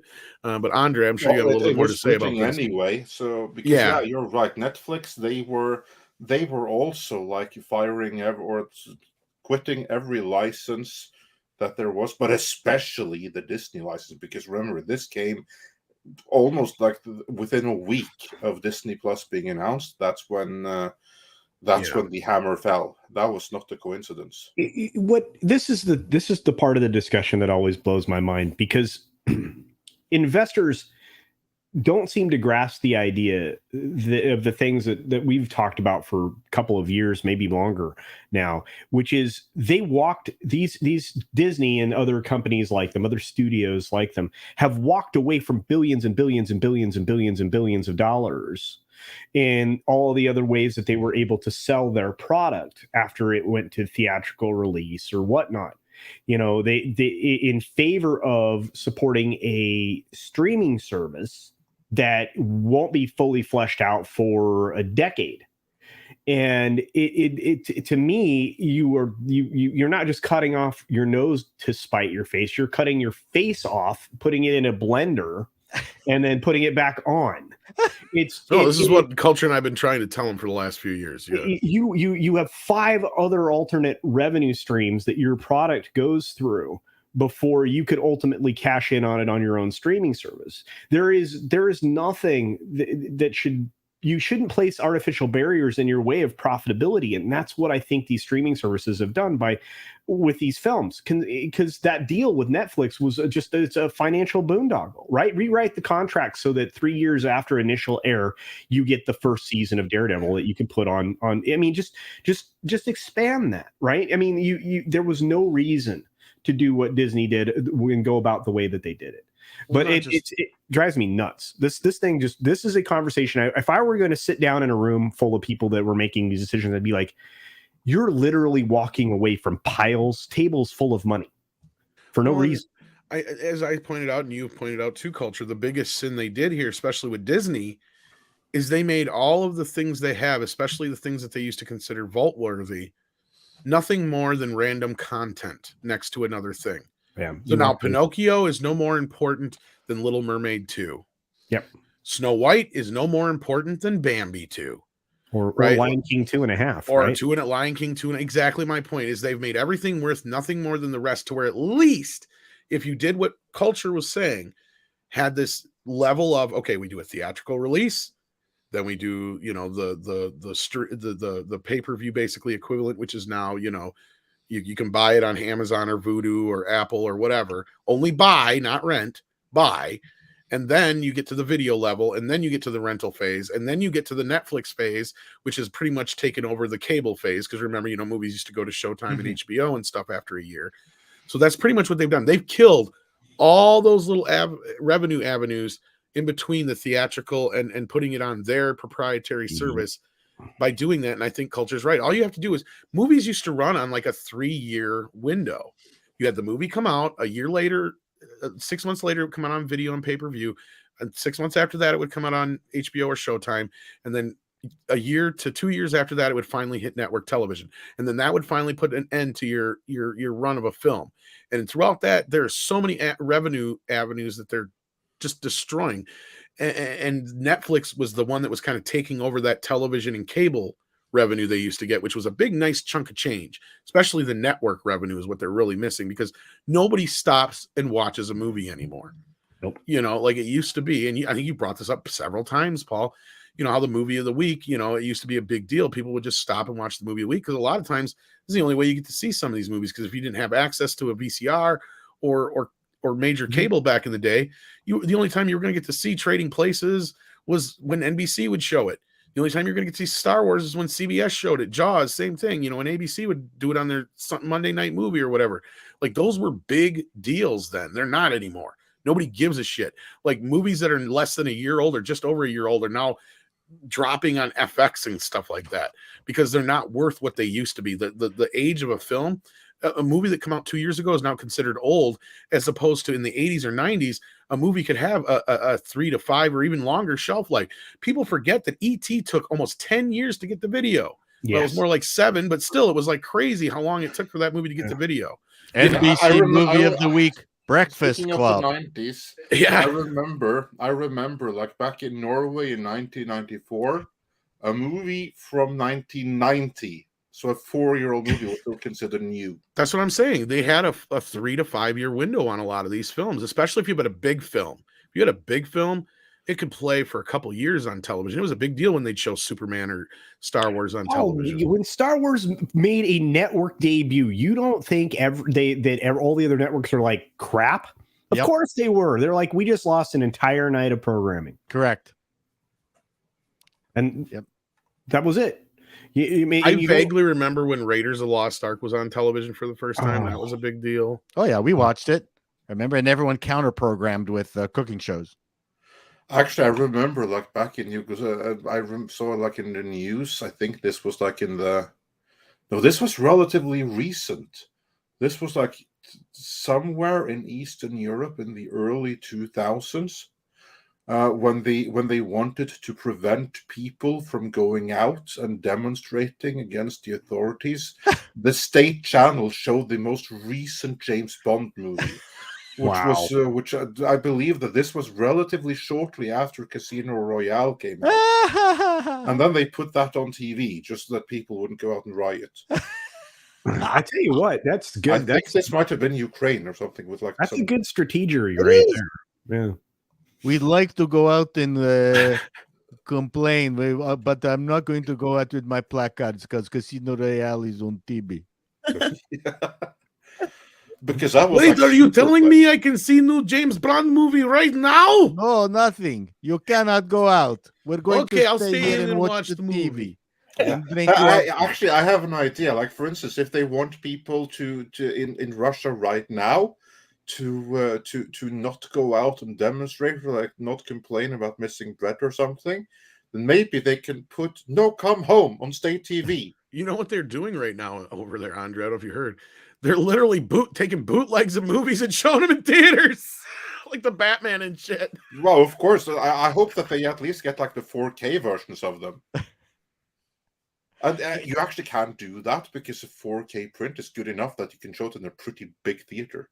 Yeah. Well, 4K is actually a higher resolution than what they show in theaters. It's actually Technically, 2K. yes. It's 2000.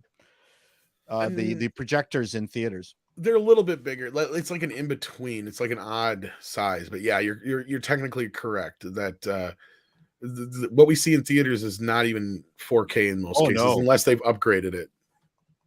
There are some theaters now that have like the laser projectors and some other ones that are capable of doing it. But you're right, like it was slightly bigger than 1080p before. Russian spies, they've been shifted to film American movies from behind at the back of the theater with their camcorders, and then they ship the movies to Russia. That's everything's been shifted over. I'm not surprised. But yeah, hopefully Razor Fist, if he gets the message before we end here, he'll pop in. But we're getting close to the end of our show. Close to it. Well, we didn't really talk about Daredevil.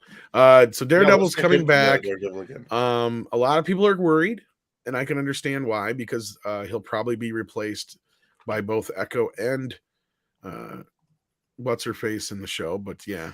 Well, Elektra. to go back to some of Mikey's Elektra? earlier. You talking about Elektra? Yeah.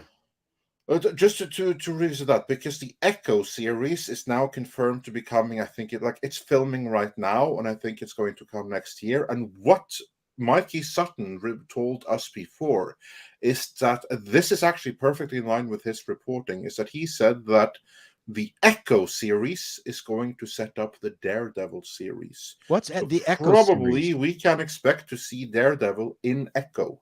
Did you What's see Echo? Hawkeye? Did you watch Hawkeye? Yeah. She was the character who was she was the protagonist throughout the show, but now she'll be the lead in this. Didn't even dawn on me.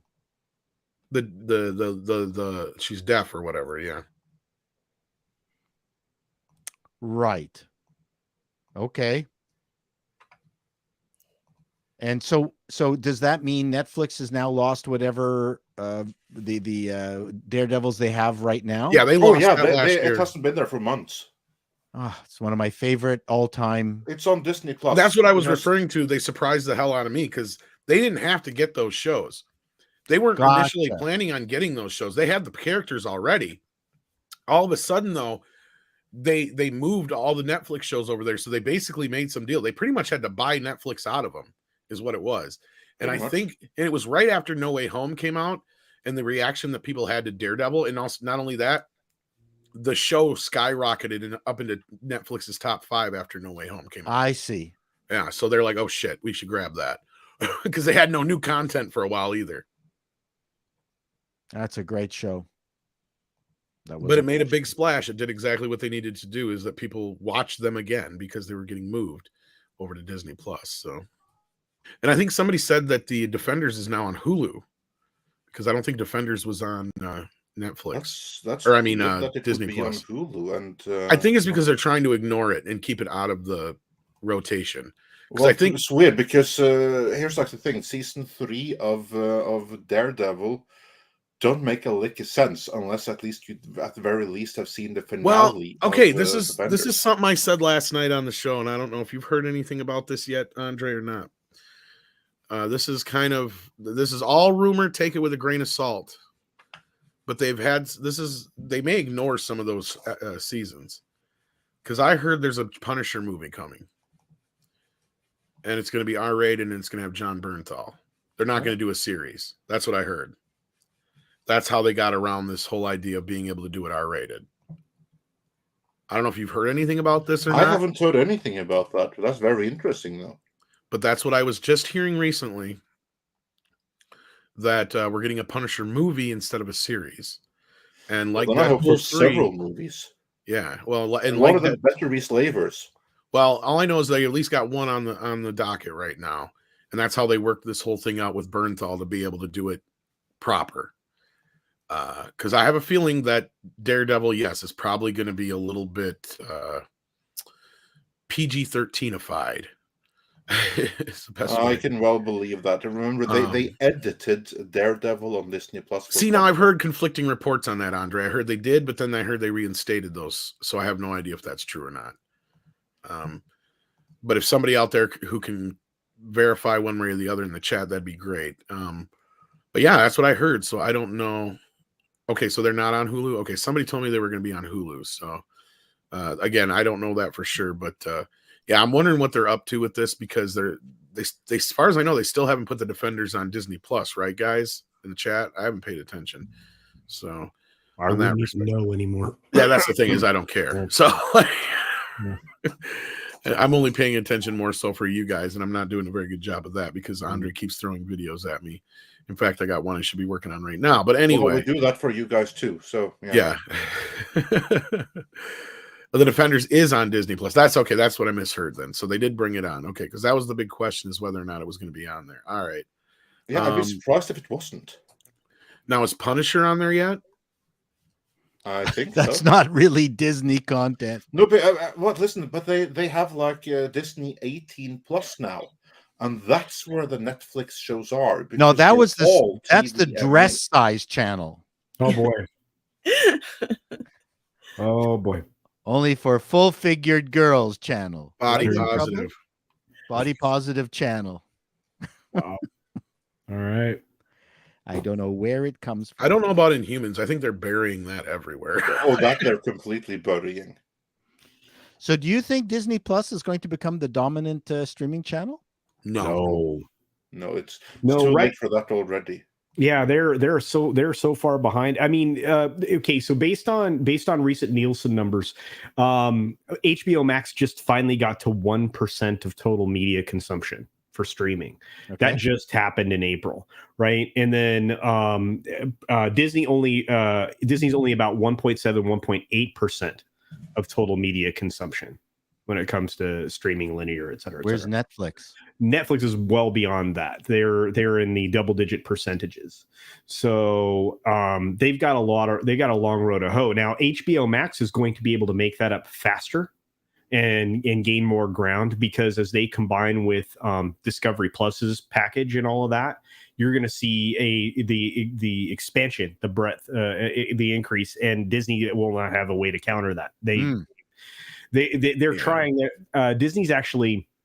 This is a weird thing. They're moving into they're moving their linear product into its own kind of a streaming category with ESPN. So they're going to take the linear ESPN network, and they are not going to roll that into ESPN Plus. That's going to be their niche, because they need to start experimenting with broadcasting live sports via streaming. So they're going to be moving that way. Which, to me, all of this is a waste of time. You could really double up these resources for both linear and broadcast and make more money and be even more valuable, because it's a commercial enterprise. And what you mean by linear is live TV, right? Yeah, linear television. The things you consume on cable, just for those who may be wondering. Over the air, OTA stuff. But so we'll see what happens with that, but Disney really they can't make up the ground. You're going to see basically, if this was a race right now, you'd have Amazon and Netflix like out in the lead. Yeah. You'd have HBO Discovery right behind them, nipping at their heels. Yeah. And then about 10, 15 paces back, you'd have Disney. Well, and then about 5, 10, 15 more paces back, actually more like 10 paces back, you'd have like Peacock and Paramount Plus, and the rest of them just kind of keep bringing up the rear. Yeah, I mean, temporarily Disney has a short, they're leading by 0.7, 0.8%. They may have more, but they have less content, and more people are coming. Like they're having more churn as to where HBO Max keeps gaining and gaining ground. And that churn is about to smash them in the face in August. So in August, they turn their churn up to 11. But Netflix hit, like they had a major trip, right? Like if this was a race, they really like almost landed flat on their face here this last couple months by losing all the subscribers they have and facing some of this stuff. But I think if you compare it to what Disney's facing, Netflix is going to come out of this looking a lot better than Disney will. And I don't know if Culture agrees with that or not by his analytics or anything like that. But like Disney, I don't think they're going to see a stop in the bleed. Netflix will. Disney, unfortunately, they've got nothing to offer, and they're losing a lot of family confidence. Yeah, and here's the problem. At the same time, they're somewhat responsible for their own problems because they came out and said that they were going to focus more on the dinks, right? The double income, no kids folks across not just their television offerings, but also their theme parks. So they've been alienating family groups in various different ways recently, whether willfully or not. And, they've been called out by even trade papers talking about the fact that their reliance on the theme park industry being their cash cow could end up becoming even more of a problem as they move forward when their offerings at the theme parks become less palatable to families. So, and you're watching market share being picked up by Comcast Universal with their parks. So it's a really weird shift right now. Yeah, Sox Bulletin. I know Mikey's reporting that it's going to be a Disney Plus show, but the only difference between what he's hearing and what I'm hearing is the movie aspect. Because I was trying to say before is I heard that basically they're going to try and release a few of these movies under the Fox header, like Deadpool 3 and a couple others in this R-rated range. And so don't be surprised if that's what happens with Punishers. They release it under like Fox because I think they have the full rights now, right, Andre? Oh, they do completely. So they don't have to deal with Lionsgate or anything like that. So no, Lionsgate are completely out of it. They relinquished the rights in I don't remember exactly when, but years ago. I think it was a mistake for Disney Parks to release puberty blocking ice cream. I thought that was a bit much. That was extreme. No, but it's not. And sadly, it's probably not untrue. Wow. Yeah, I mean, one would think that you're joking, but looking at some of their other stances, yeah, they're not. Well, there's some questions about that blue milk. I mean, yeah, there's the role of the humorist to be. But Becca J says the Paramount Plus Halo series dropped the ball so hard that the video game's co-creator had shared his opinions on it, saying he was confused by many choices made, which is AKA for it's shit. And that's it. Not the Halo he made. And that's even worse. That's even more damning than confused by what choices that were made. And has that dropped in ratings, the Halo? I don't know about the rating side of it, but it has been the buzz about how bad they dropped the ball here near the end has been all over the internet. And I keep reminding folks that the Kurtzman crew didn't come until the latter part of this season. If not, they take over during the second season. So buckle up, buckaroos. Kurtzman's taking over Halo? Yep. Well, his crew is he already did. That's why it's so bad. This first season's biggest mistake was that they showed the Master Chief or Master Sergeant nude. Like, this was the weirdest thing ever. These Halo fans, I'm sure they were shocked to see that. I was shocked to see it. I'm like, what does this have to do with Halo? But it was such a weird approach. And the entire, series is a weird approach. Yeah, from what I'm like Andre. If it's not on the Sega Mega Drive, I probably don't know what it is. If it doesn't have Pack or Donkey in the title, I probably have never played it. I mean, I love video games, don't get me wrong, but outside of GTA, I really don't play a lot of new stuff. I've got tons of games that are still in plastic. I just never even touched them. Not that I don't have the time, but even if I did, I probably wouldn't. But so I have zero interest in this Halo thing. I don't know much about it, but it sounds like the fans are just flabbergasted by this whole thing because this could have been a big deal. Like, I know it has a following, and I know people followed the Peter Jackson version that was supposed to happen for a while that I don't think ever came to fruition or ended up getting dumped No, into some no, we got animated this movie. instead. Yeah, and then we got this eventually down the road. So yeah, I feel sad for those who are fans and were expecting something better. And speaking of fans, I know Mikey is a fan. Unfortunately, he's not on the show with us today because he's probably busy working. But he sent us in a super chat here and says, "Congratulations on show 250. Thanks for all you do to make mornings all the more entertaining, informative, and enriching. Thank you, Tom and Andre, for all the hard work on this channel. Thank you. Life is better with Midnight Session." And thank you, Mikey, not just for this, obviously, but just for everything you do. Exactly. You don't give yourself enough credit, my friend. So I would like to thank Mexican Iron Man for dropping $5 into my G-string on my channel. Thank you, Mec. You were he'll wonderful. make it rain if you want him to. Next night. Yeah, he'll just sit there and make it rain. Dollar bills, y'all. Dollar bills. Matthew W says, "Tom, there's a reason you don't remember Amber from the first Aquaman. She's completely forgettable, exactly, and no, it has no effect on or personality of her own." Well, it doesn't help that I was one of the few people on the planet who was just like, that wasn't that great of a fucking movie. I like the movie. A lot of people did, and I understand why they did, but I just I didn't get the hype. I guess I was like, okay, so it's basically Batman meets Avatar. Awesome. Well, you know what? I think it had more to do with the fact we're just waiting for a reasonable DC movie, and that was a reasonable DC movie. So I reacted positively. No, I agree there.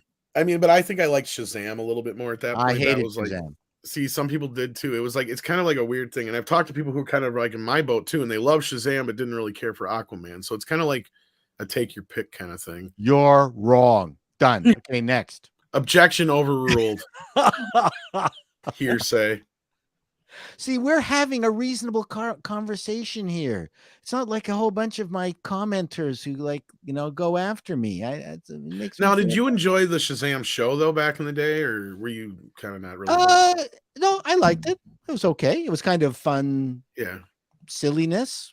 See, because I thought they did a pretty good job of capturing that. I didn't like how he behaved. They lost the connection between him as a kid and when he had become Shazam. Oh, okay, so you didn't buy the. I didn't buy it. They completely lost that. He should have maintained everything that he was as whatever Billy Batson. Yeah. Well, that's kind of the big thing, right? You always, it's a hit or miss thing. Sometimes you can manage to get an actor who can kind of portray the younger, Well, I think it was in the script too. I mean, I thought I'm going joke here, missed joke, missed the joke. I just kept writing the script as they were going all the way through it, going, oh my God, you could have had so many jokes that they could have had anyway. So No, I agree with you. I get the same thing sometimes when I'm watching movies, but I guess maybe I was expecting it to be a lot worse than it was. Okay. But it was okay. I just thought that Aquaman was so overhyped by the time I saw it that I was just like, well, I can see that. Yeah.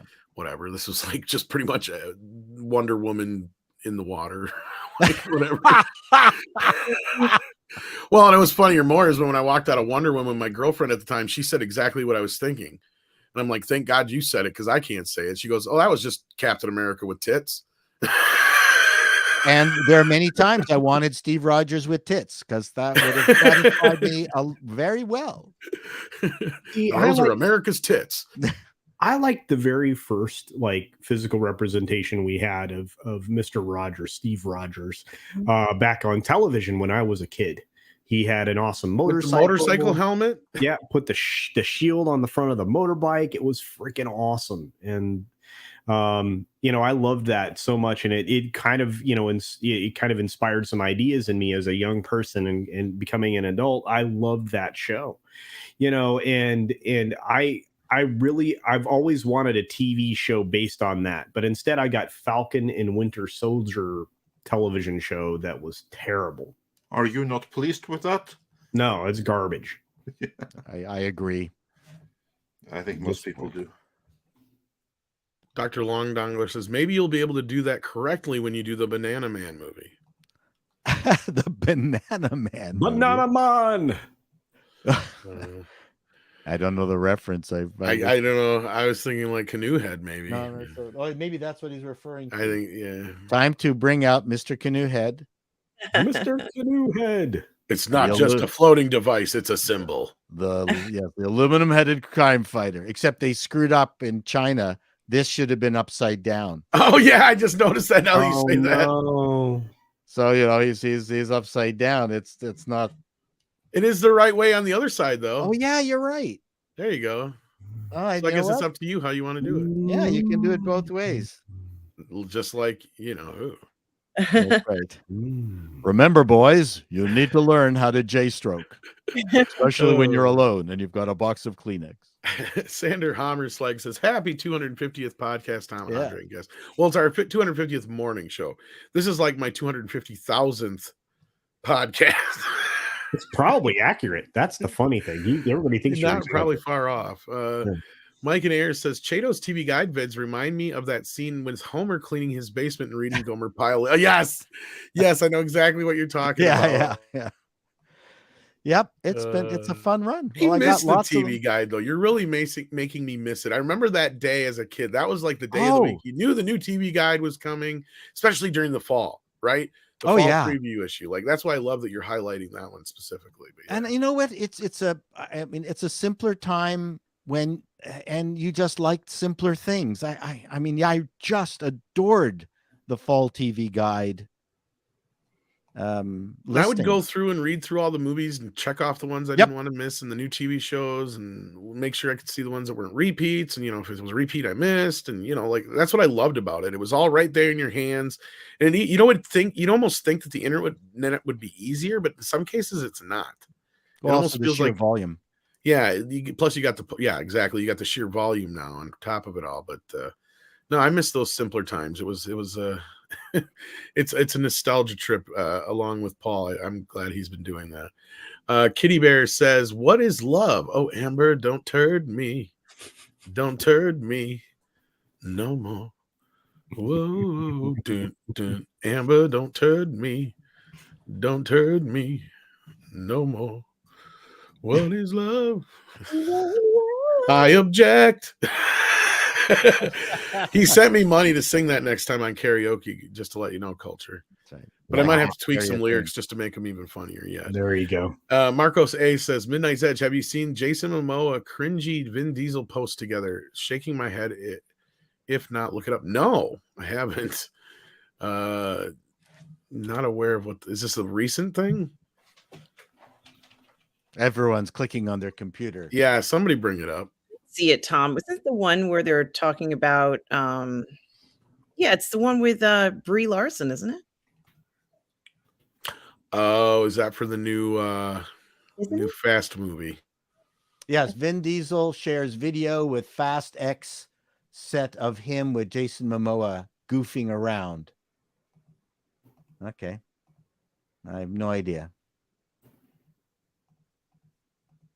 I guess it's Fast 10. Fast 9 tanked badly. Yeah, I guess so. It did okay. It was one of the first movies out of the gate to test the post-COVID. Yeah, it did okay considering, but yeah, I think so. Yeah. At this point, I think that the veneer's starting to wear off on this franchise. It's just too realistic for me. It's getting too realistic. Yeah, they need more dinosaurs. They do. I almost have to watch the next film because Alan Richardson is going to be in it. Okay, well, here's the video they posted on Instagram, I guess. It's 33 seconds. I think we can watch this. So, Jason, looks like he's jerking off. What are you doing on this car, and how are you feeling? I'm trying to do the new Whitesnake video. How do I feel? I feel amazing. Honey, Day one, me and you together, buddy. Look at my car. Is he doing ecstasy? Good ride. I finally got a fast car. Fast. Really Right, look at that. Fast. Matches my nails. Matches my nails. Lavender look good. Damn. That looks like a Chev. Yeah, this is gonna be a good Chevelle. one. It's gonna be great. Boy, Vin Diesel looking old. So, Jason, You know what? I like Momoa. It's like Like he's on every ecstasy, movie's though. a joyride for him. Paul, I love Momoa. He can't, but he doesn't do anything else but Momoa, and it's great. I just You know, when he did Aquaman, it wasn't Aquaman. It was Momoa. Hey, It was. Yeah, I think would also like to be doing Momoa. Anyway. Hey, phrasing. Oh, sorry, that's not what I meant. Gosh, I was just adding on. Gunganir says, I'm going to change the subject, and even though it's right about Aquaman. Gunganir says, Aquaman 2 recast, ask 1,000 random women. Your phone rings. We need you to spend 3.5 weeks naked with Jason Momoa, and we will pay you. Yes, please. I was going to say, this is going to be the easiest recasting in history. Trust me. They already got it. They already got their candidate. Exactly. I can like even say in terms of like Momoa's hotness, you know how he got the role of Conan the Barbarian for the 2011 remake, Oh, hell. I think it's which pretty which was a bad movie. But here's like the thing that the director, he had his eyes set on Momoa. The producer, the main producer, the studio representative, Avi Lerner, he had his eyes set on. What's his name again? I forgot the name. The guy who's also from. give us a clue. He's also in the Twilight movies. He was in the Hercules movie from 2003. I'm trying to think of his name. The Wolf Pee guy, Wee Herman. Right? No, not that guy. But anyway, Oh, Lautner? Lautner? No. Not. Give me a second. I'll find it here. He was also Callan Lutz. Callan Lutz. Oh. Callan Lutz. Yeah. So the studio head wanted Callan Lutz, and he was determined we're going to have Callan Lutz for this, even though the director said, that was Marcus Nispel, said, no, we need Jason Momoa. And then they had the two of them come into the office for like an extra audition. And the thing that changed Avi Lerner, the producer's mind, was when Callan Lutz came in the room in the office, no one cared. When Momoa came in, all the women in the office swooned. They stopped and stared at him. He was like, okay, fine, I give in. We need this guy. Wow. That's very reminiscent of how Johnny Depp became a movie star. I know I've told this story before, but for those who haven't heard, I'll tell it real super quick. He accompanied a friend who I believe it was actually Jackie Earl Haley on his way to, who's going to audition for Nightmare on Elm Street. And since he was hanging around and he was in the age group, they're like, here, why don't you audition for Glenn? And when Wes Craven was going through headshots and stuff at the end of the day, his daughters keyed in on Johnny Depp and they go, oh, him, daddy. And then he's like, what do you mean? He's like, oh, him, he's dreamy. There you go. And he's like, well, I guess that works. And had they gone with the other guy with Lutz, would the movie have been successful? Because I know that particular Conan, the script right. No, okay. Here's the thing. I was gonna say, that's kind of a solo situation, no matter what, because of the script. So that movie was never going to happen under any circumstance. Yeah. That's where, as I say the same thing about Solo. It doesn't matter if you had Anthony, what's his face, Gruber, or Alden Ehrenreich playing the part. It was still a bad movie all around. And that's he wouldn't have saved it. Thing with the 2011 Conan movie, and that's why bad movie. No when Kathleen Kennedy says in that thing that you can't recast these, I laughed at her and Ewan McGregor. But anyway, oh my God, yeah, Kathleen Kennedy. That's right. The Skywalker saga is now over. Sorry, Kathleen. Star Wars is over. Yeah. Well, that was just code for we're not going anywhere near the sequels again. But that's yeah. We murdered this major franchise, and we're in the process of murdering another. Maybe we should stop. Yeah, Skywalker. The Skywalker saga is over. I just keep thinking of the producer going into anyone for the first movie. I got this great idea. Okay, the stars of the first popular movies from Star Wars, we're not putting them together ever. How do you like that? That's the greatest idea I ever heard. That's Ryan. my pitch. It's a great idea. Luke, Leia, and Han, we're not going to get them to meet at all. What do you think of that? The dog instead. Yeah. But culture has to run. Yeah.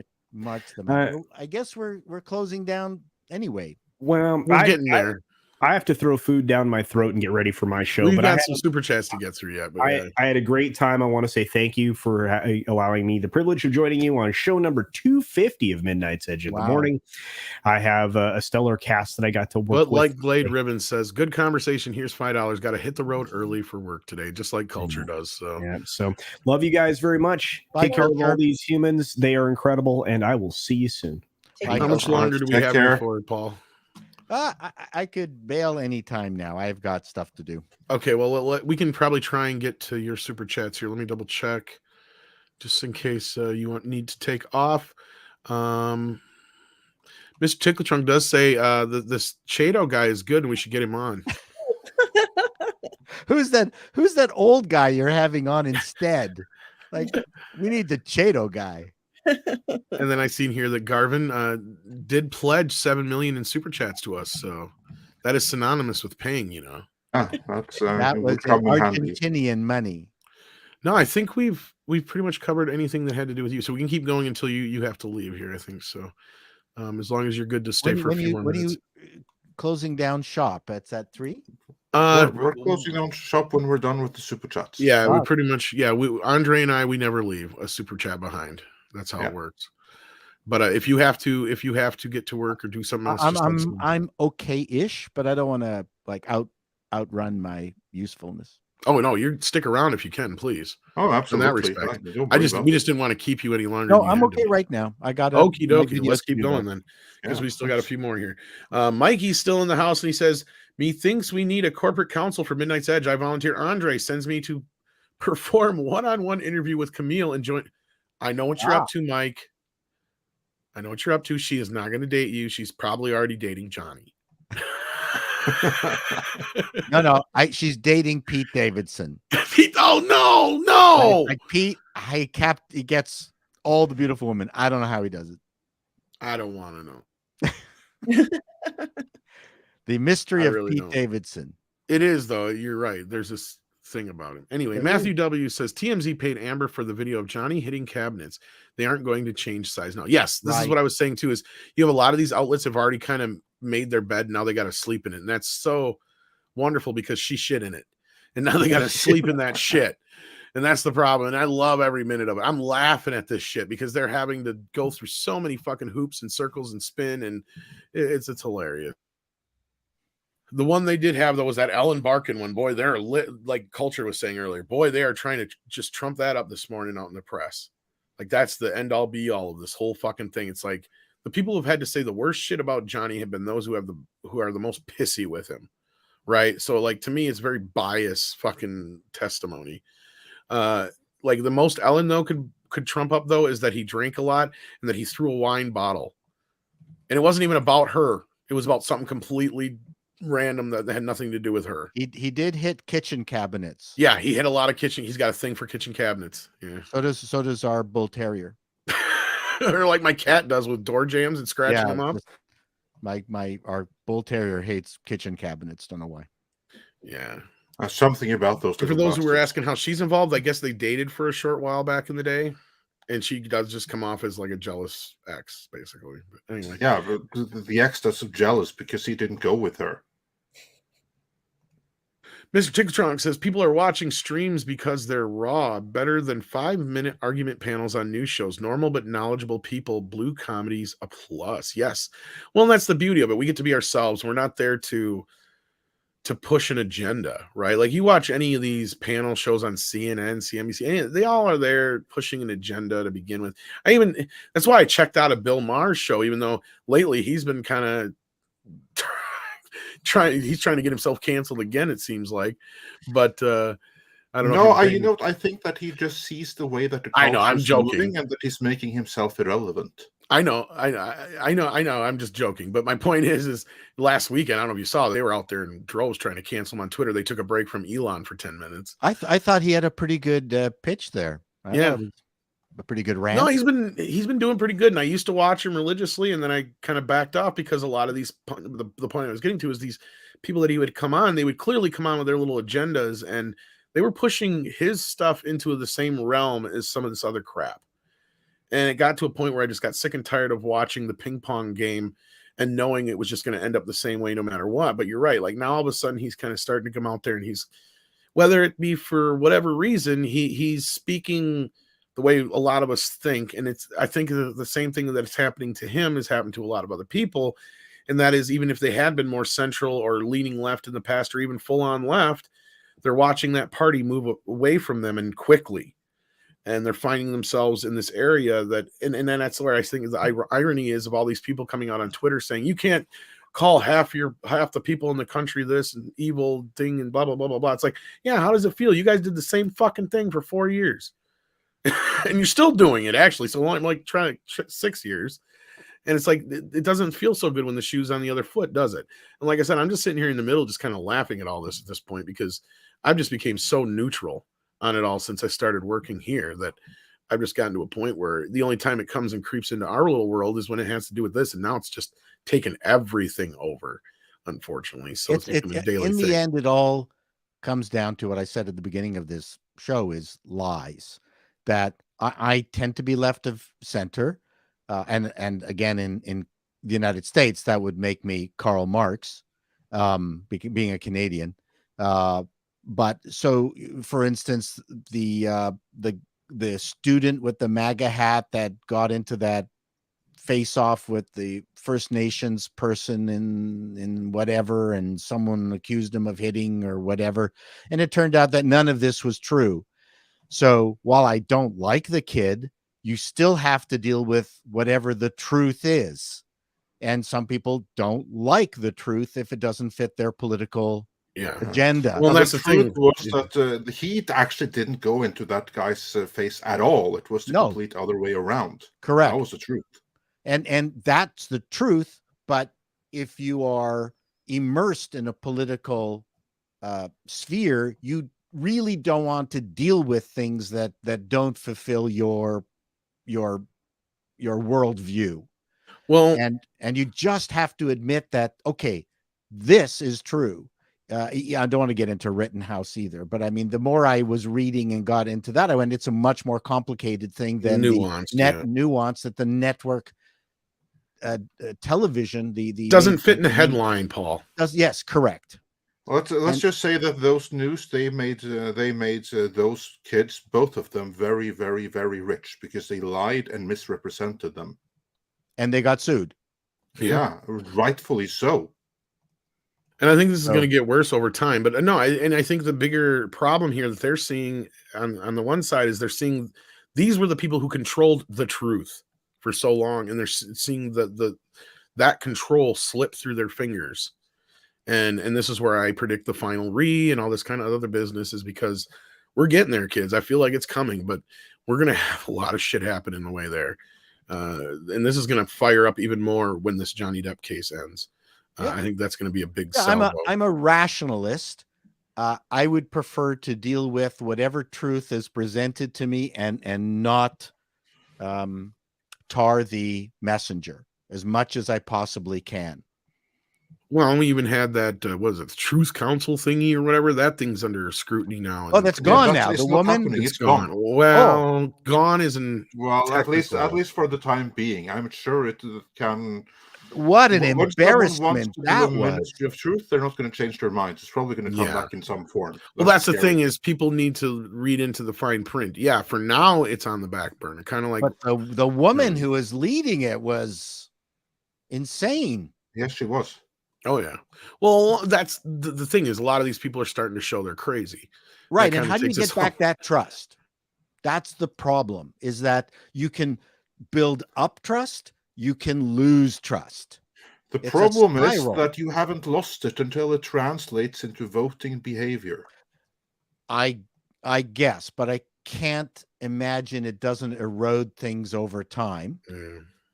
Again, I don't want to turn this into a political. No, but you're right. But like at the same time, I just want to be clear. Like much like Rian Johnson's trilogy, even though it's on the back burner, this Ministry of Truth thing is on the back burner. So that doesn't mean it necessarily couldn't happen. Right. But hopefully, like Rian Johnson's trilogy, it won't happen.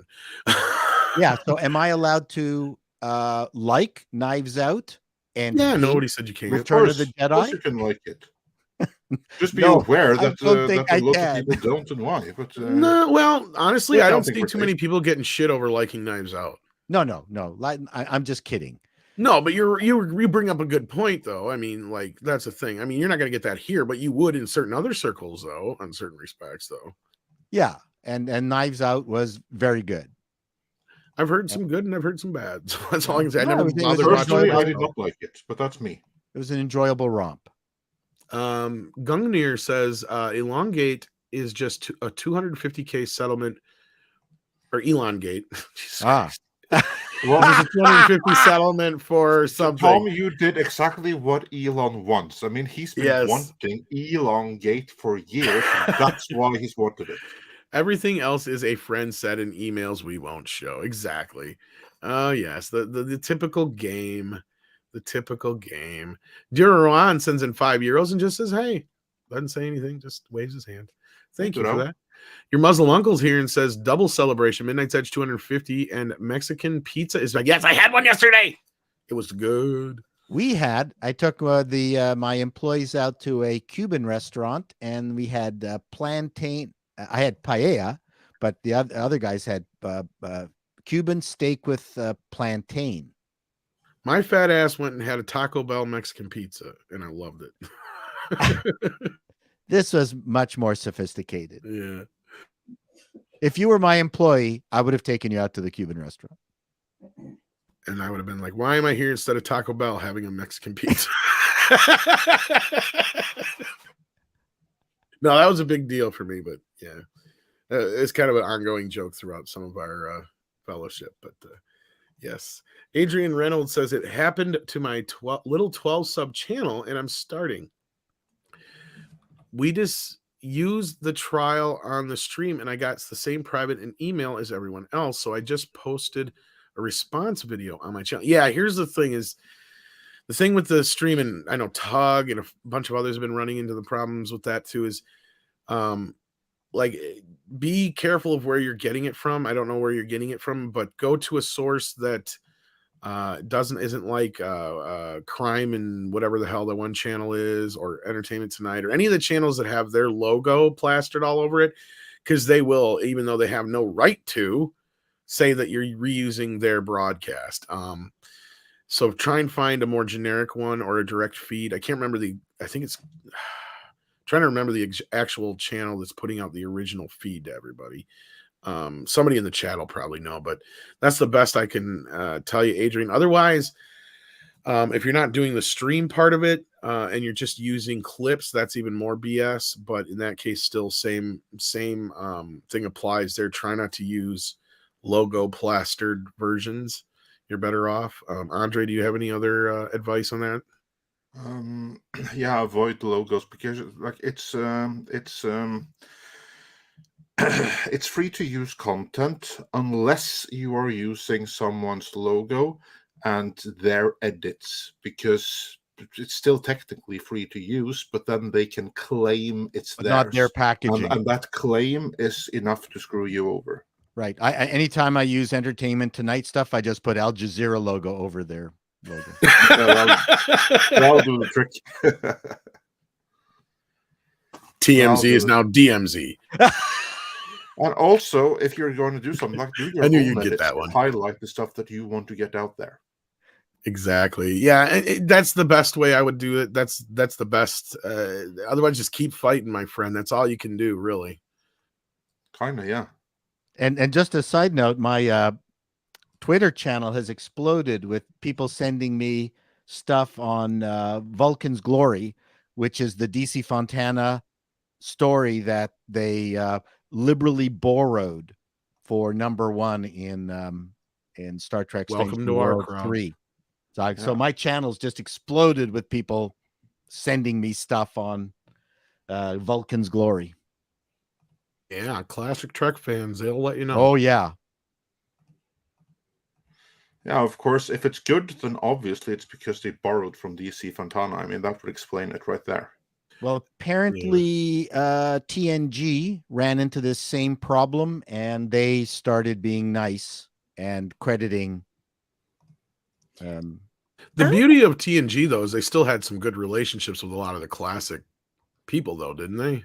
Yeah. Especially in the beginning, because Roddenberry was still running the show then. Yeah. What were you going to say, Artem? I'm sorry. No, I was just, I didn't know that the Next Generation did that. I just found out from what he just said, so it surprised me. And Yeah, I'm learning stuff all the They They time. even reused some classic scripts they never got to, from what I heard, for TNG too.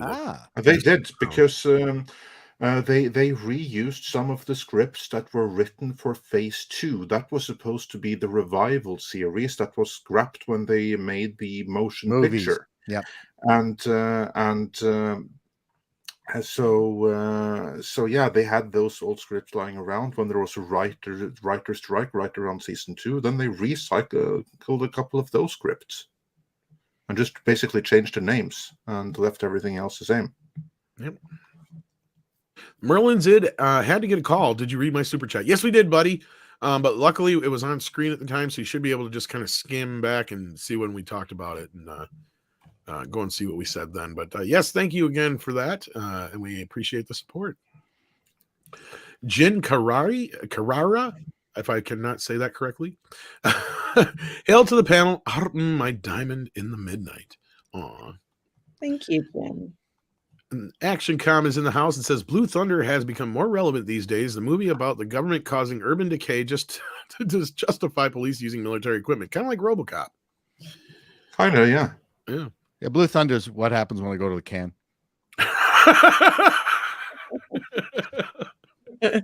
I wouldn't admit that. Jim has another one here and says, I loved Airwolf at a time when boys were fascinated with airplanes and helicopters, when masculinity was cool. Yes, reject Back in the modernity. 80s. Embrace masculinity, people. Exactly. Well, we used to be able to blow shit up. Mm-hmm. STR Red Wolf says, I so want the Airwolf theme remake that was used for Super Mario World blind relay run at Summer Games Done Quick 2019. Sadly, it's not on the Sega Mega Drive. Oh, you can't have everything. Indeed. Gonzalo Bergali sends in more. How you doing, my friend? That live streaming is what they have been testing in South America with Star Plus. They have bought rights for pretty much all sports events and get streamed there. Well, there you go.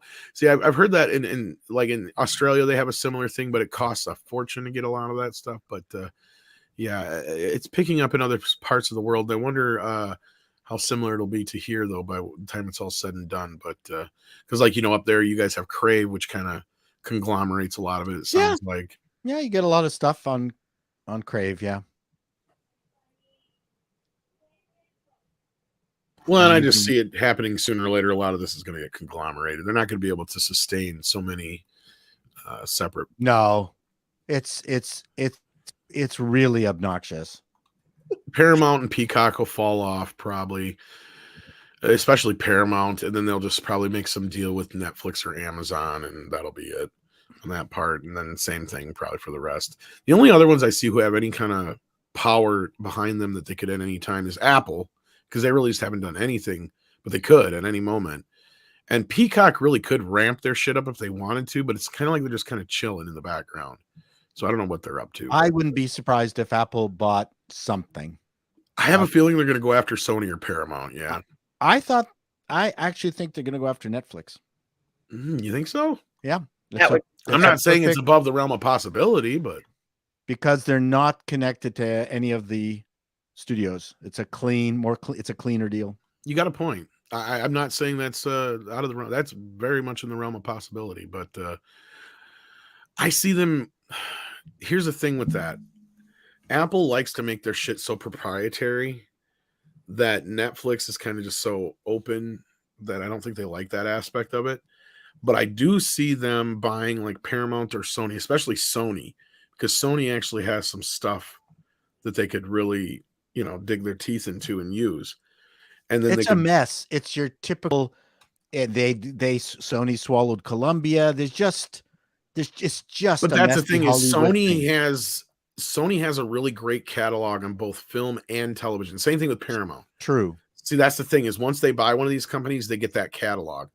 But Paramount, on the other hand, they've been wishy-washy with their stuff. They've been one of the only ones who haven't gone completely proprietary.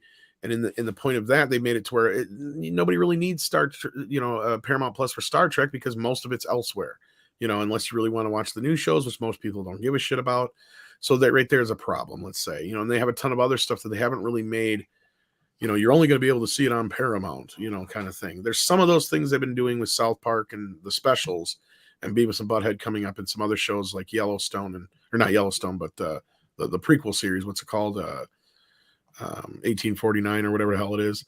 Something like that. I don't recall. Yeah, exactly. That's on there. But see, now Peacock has the rights to Yellowstone and stuff like that. So in Peacock, they got Comcast behind them and they're just kind of chilling. And that's what I'm saying. Like at any time they could do something that could really kind of bump themselves up in this race, because they really haven't. Apple has to make a move because they just don't have enough subscribers. Yeah, the quality is fairly good. They've got some popular shows, but they're going to have to make a move. I mean, they've even screwed up their podcast first mover to Spotify. Spotify is making money off their podcasts and Apple isn't. They could go after Netflix. I just don't know if that's what they want, because like I said, it'd be something they'd have to deal with everybody having, But right now, Apple has become more equanimous, or what's the word? You can get their platform on Google TV. You can get their platform on Fire Stick. It's not quite the same Apple as it used to be. That is true. And again, I don't see that out of the realm of possibility. But I see them going after a studio, but you might be right.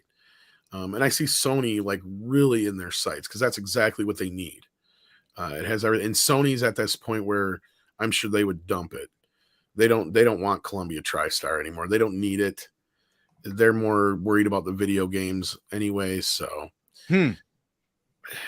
Interesting. And Paramount's been for sale for years, but nobody's buying. Right. So that's the problem. Like Amazon probably would have been better off going with Paramount, but they're like, no, we'll just buy MGM, even though there's really nothing there for them. Yeah, that's what you said. There's nothing there at MGM. Well, yeah, they really don't have anything left.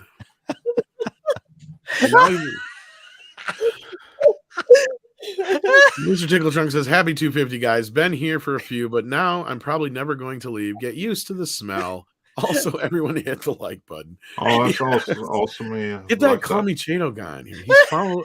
He's a fellow Canadian, but he's good. I am on. Stop it, you everyone. I'm here for crying out loud. I get him almost every day, though, Paul. It's hilarious. I get tagged in something on Twitter and or in our comments somewhere. It's like, you should get that Paul Chato. Have you seen his videos yet? Now it's probably going to become a joke and a meme, but before they were dead serious. And I'm sorry I missed which sticker this was, Nicholas Horton, but I'm going to make it's a stripper on a stripper pole. Petting a Shiba dog. How's that? And we're almost caught up here. Mega J says Eve Green recently voiced her support for Johnny. How long do you think more in the entertainment industry does the same? I think they'll slowly come around, especially if he wins. If he wins the case, not a single person who owes him an apology is going to give him one. But you better bet and believe that everybody's going to come out and afterwards and say, "Oh, Johnny's always been such a wonderful, great guy. I hope to get to work with him again." And I look forward to all the Johnny Depp movies we're going to get, because I think that the studios are going to start offering him big movies again. Well, remember what I told you? I saw one of his better films in recent years, and they buried the son of a bitch. Yeah, it was that movie about the Notorious B.I.G., City of Lies, or whatever it was called. Yeah, they spoke about that in the trial, how it was buried. Yeah. Let me tell you a truism about Hollywood. Everybody wants you to fail, but wants to be with you when you succeed. Yeah. Exactly. And then we have a couple of more super chats. Zontar here who says, everyone talking about the trial. I'm just watching Indianapolis 500 practice in preparation for this weekend's qualifying. May is IndyCar month. Well, there you go. I'm glad for you racing fans. There you go. F1. Excuse me? Well, F1 you too. Jesus. Not what I meant. No, I know. We're on the same page here, Paul. I just had to wake up this morning. Mr. Tickle Trunk says, sorry, I'm Chato impaired. It's hard to see him. He's quite white. He only seen the shadow of the Chato. Exactly. And with that, we are caught up. And let me double check and make sure we didn't miss any member stuff. I don't think we did. I didn't see any throughout the show. It doesn't look like our mods have caught any either. So I think we are good. Well, it was a pleasure to be on, guys. Yeah, it was a pleasure to have you on. Same with you. And it was also a pleasure to have both Valiant and... We do have a little bit of breaking news, though. I do got to say this. What is it?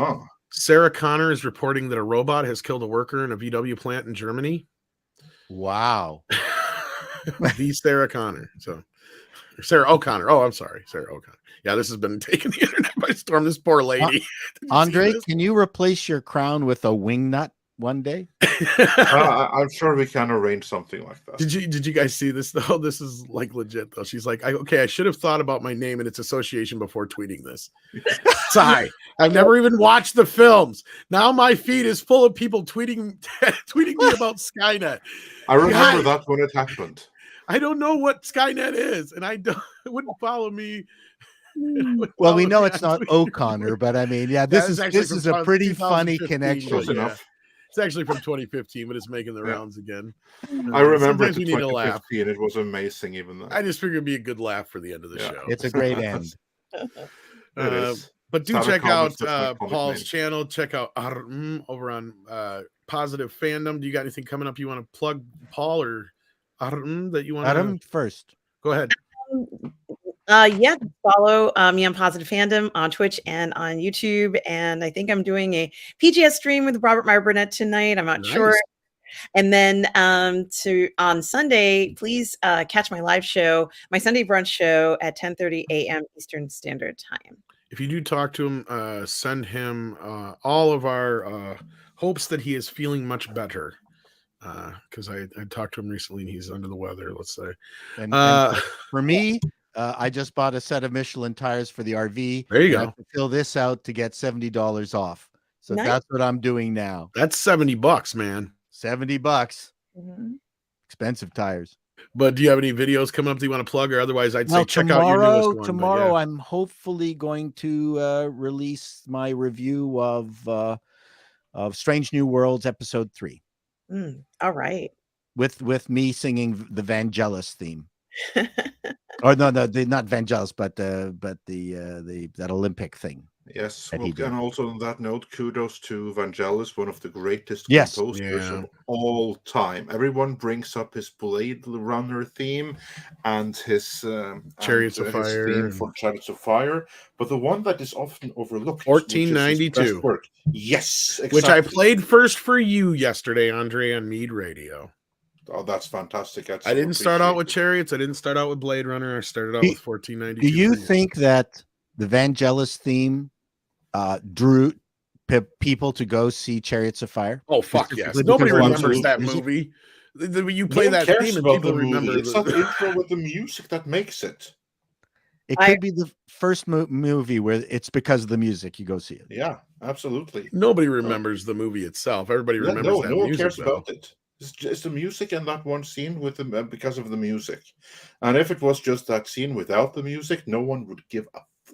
I mean, it's a decent film, don't get me wrong, but the whole point is nobody. I mean, it's been parodied so many times that, I mean, even from National Lampoon's Vacation all the way up to, I mean, like you kind of made fun earlier that to a point, I'm sure the music probably did emulate that to a point for you to say that. So, it's still ingrained in people's minds. But double check, Andre. ActionCom was not sure if we got his super chats. I know we got at least one. Shall double check, right? I know we got at least one, but double check if we didn't send in more. I will double check ActionCom. I just want to be sure. So of course we'll be sure. ActionCom is awesome. Helps us out. Yeah, and we're getting yelled at. It's Vangelis, I guess we're supposed to pronounce it. Yeah, Vangelis. Yeah, Vangelis. ActionCom said for $5. Blue Thunder has become more relevant these days. We got this one. The movie is about the government causing urban decay to justify the police using military equipment. That was one. I want to check if there was another one, but we'd rather. I know we got that twice. one. Yeah, so we got that one. And we had one member champ. Says the other Mr. Tickle Trunk. You can look for that in the meantime. Grim has been a member for 7 months. Thank you so much, Grim, for being a member. That's the only one we got. And I forgot to subscribe to Positive Fandom, and I just went there now and subscribed. Well, thank you. Awesome. There you go. I forgot. Sometimes I go to channels and I forget to subscribe, but I just went there now. I just get unsubscribed because I'm subscribed to like 500 channels. Well, there's that too. The weight. And there's no more. Okay, well, thank you, Ashcom. Yes, we did. So you just have to scan back, and I'm surprised you missed it of all fucking people. Because the joke is, well, this man, he's the one who does our timestamps. Right. So he should have seen it. Poor guy. Yeah, just scan back. You should be able to catch it, brother. That or you're not caught up yet, or you missed it somehow. Adrian Reynolds says, autocorrect sucks. Discuss trial while playing Warframe. They hit me. Oh, shit. Oh my God. Yeah, that's an Ouch. issue. And then we have Mr. Tickle Trunk saying, happy long weekend, Paul. Wow. Yes, and thank you. Mr. Well, Pickle this Trunk sounds is like- made of money. Well, he loves the fact that you're Canadian, most of all. And I think that to go to this, you were just discussing the trial, not showing any video. That sounds like somebody flagged you. Well, there was a huge amount of people who were hit yesterday. That's what and I'm saying. Yeah, it sounds like somebody went through and did some mass flagging of some type. And we were talking about Star Wars, and we didn't have anything that we talked about. We didn't show anything, and it was hit as well. So I just keep fighting it, brother. But with that, let's wrap this up. Thank you, Paul. Thank you, Arun. Thank you, Valiant Renegade. Check out his channel. He's been killing it lately with all his interviews. Check out Culture Casino's channel. And with that, Andre, It's time for some koalas in the rain. if I can find the button, that is. There it is. Koalas in the rain, koalas in the rain, no fucks given. Koalas in the rain, koalas in the rain. We got Casperius who sent in $5. And I just read, which member chat did we miss, Mr. Tuckletron? Koalas in the rain, no fucks given. I only see the one from Grim here, Mr. Tickle Trunk. So I'm not sure which one you're talking about, which we just addressed. So, which member chat? Well, I think that we must have gotten it since there's no further thing there. So yeah. Oh yeah, we got that, Mr. Tickle Trunk. Yeah. We did. Oh well, then. But again, we never leave anything behind. And since the koalas have been moist already, then this time we shall simply say, see you again very soon. Check back this weekend, for we will have videos coming. Bye. Well, I got one that we can leave on. I think Will Smith would have been safer had he had Spider-Man. Or Chris Rock, anyway. Jada, G.I. Jane 2, can't wait to see it. All right? Uh-oh, Richard.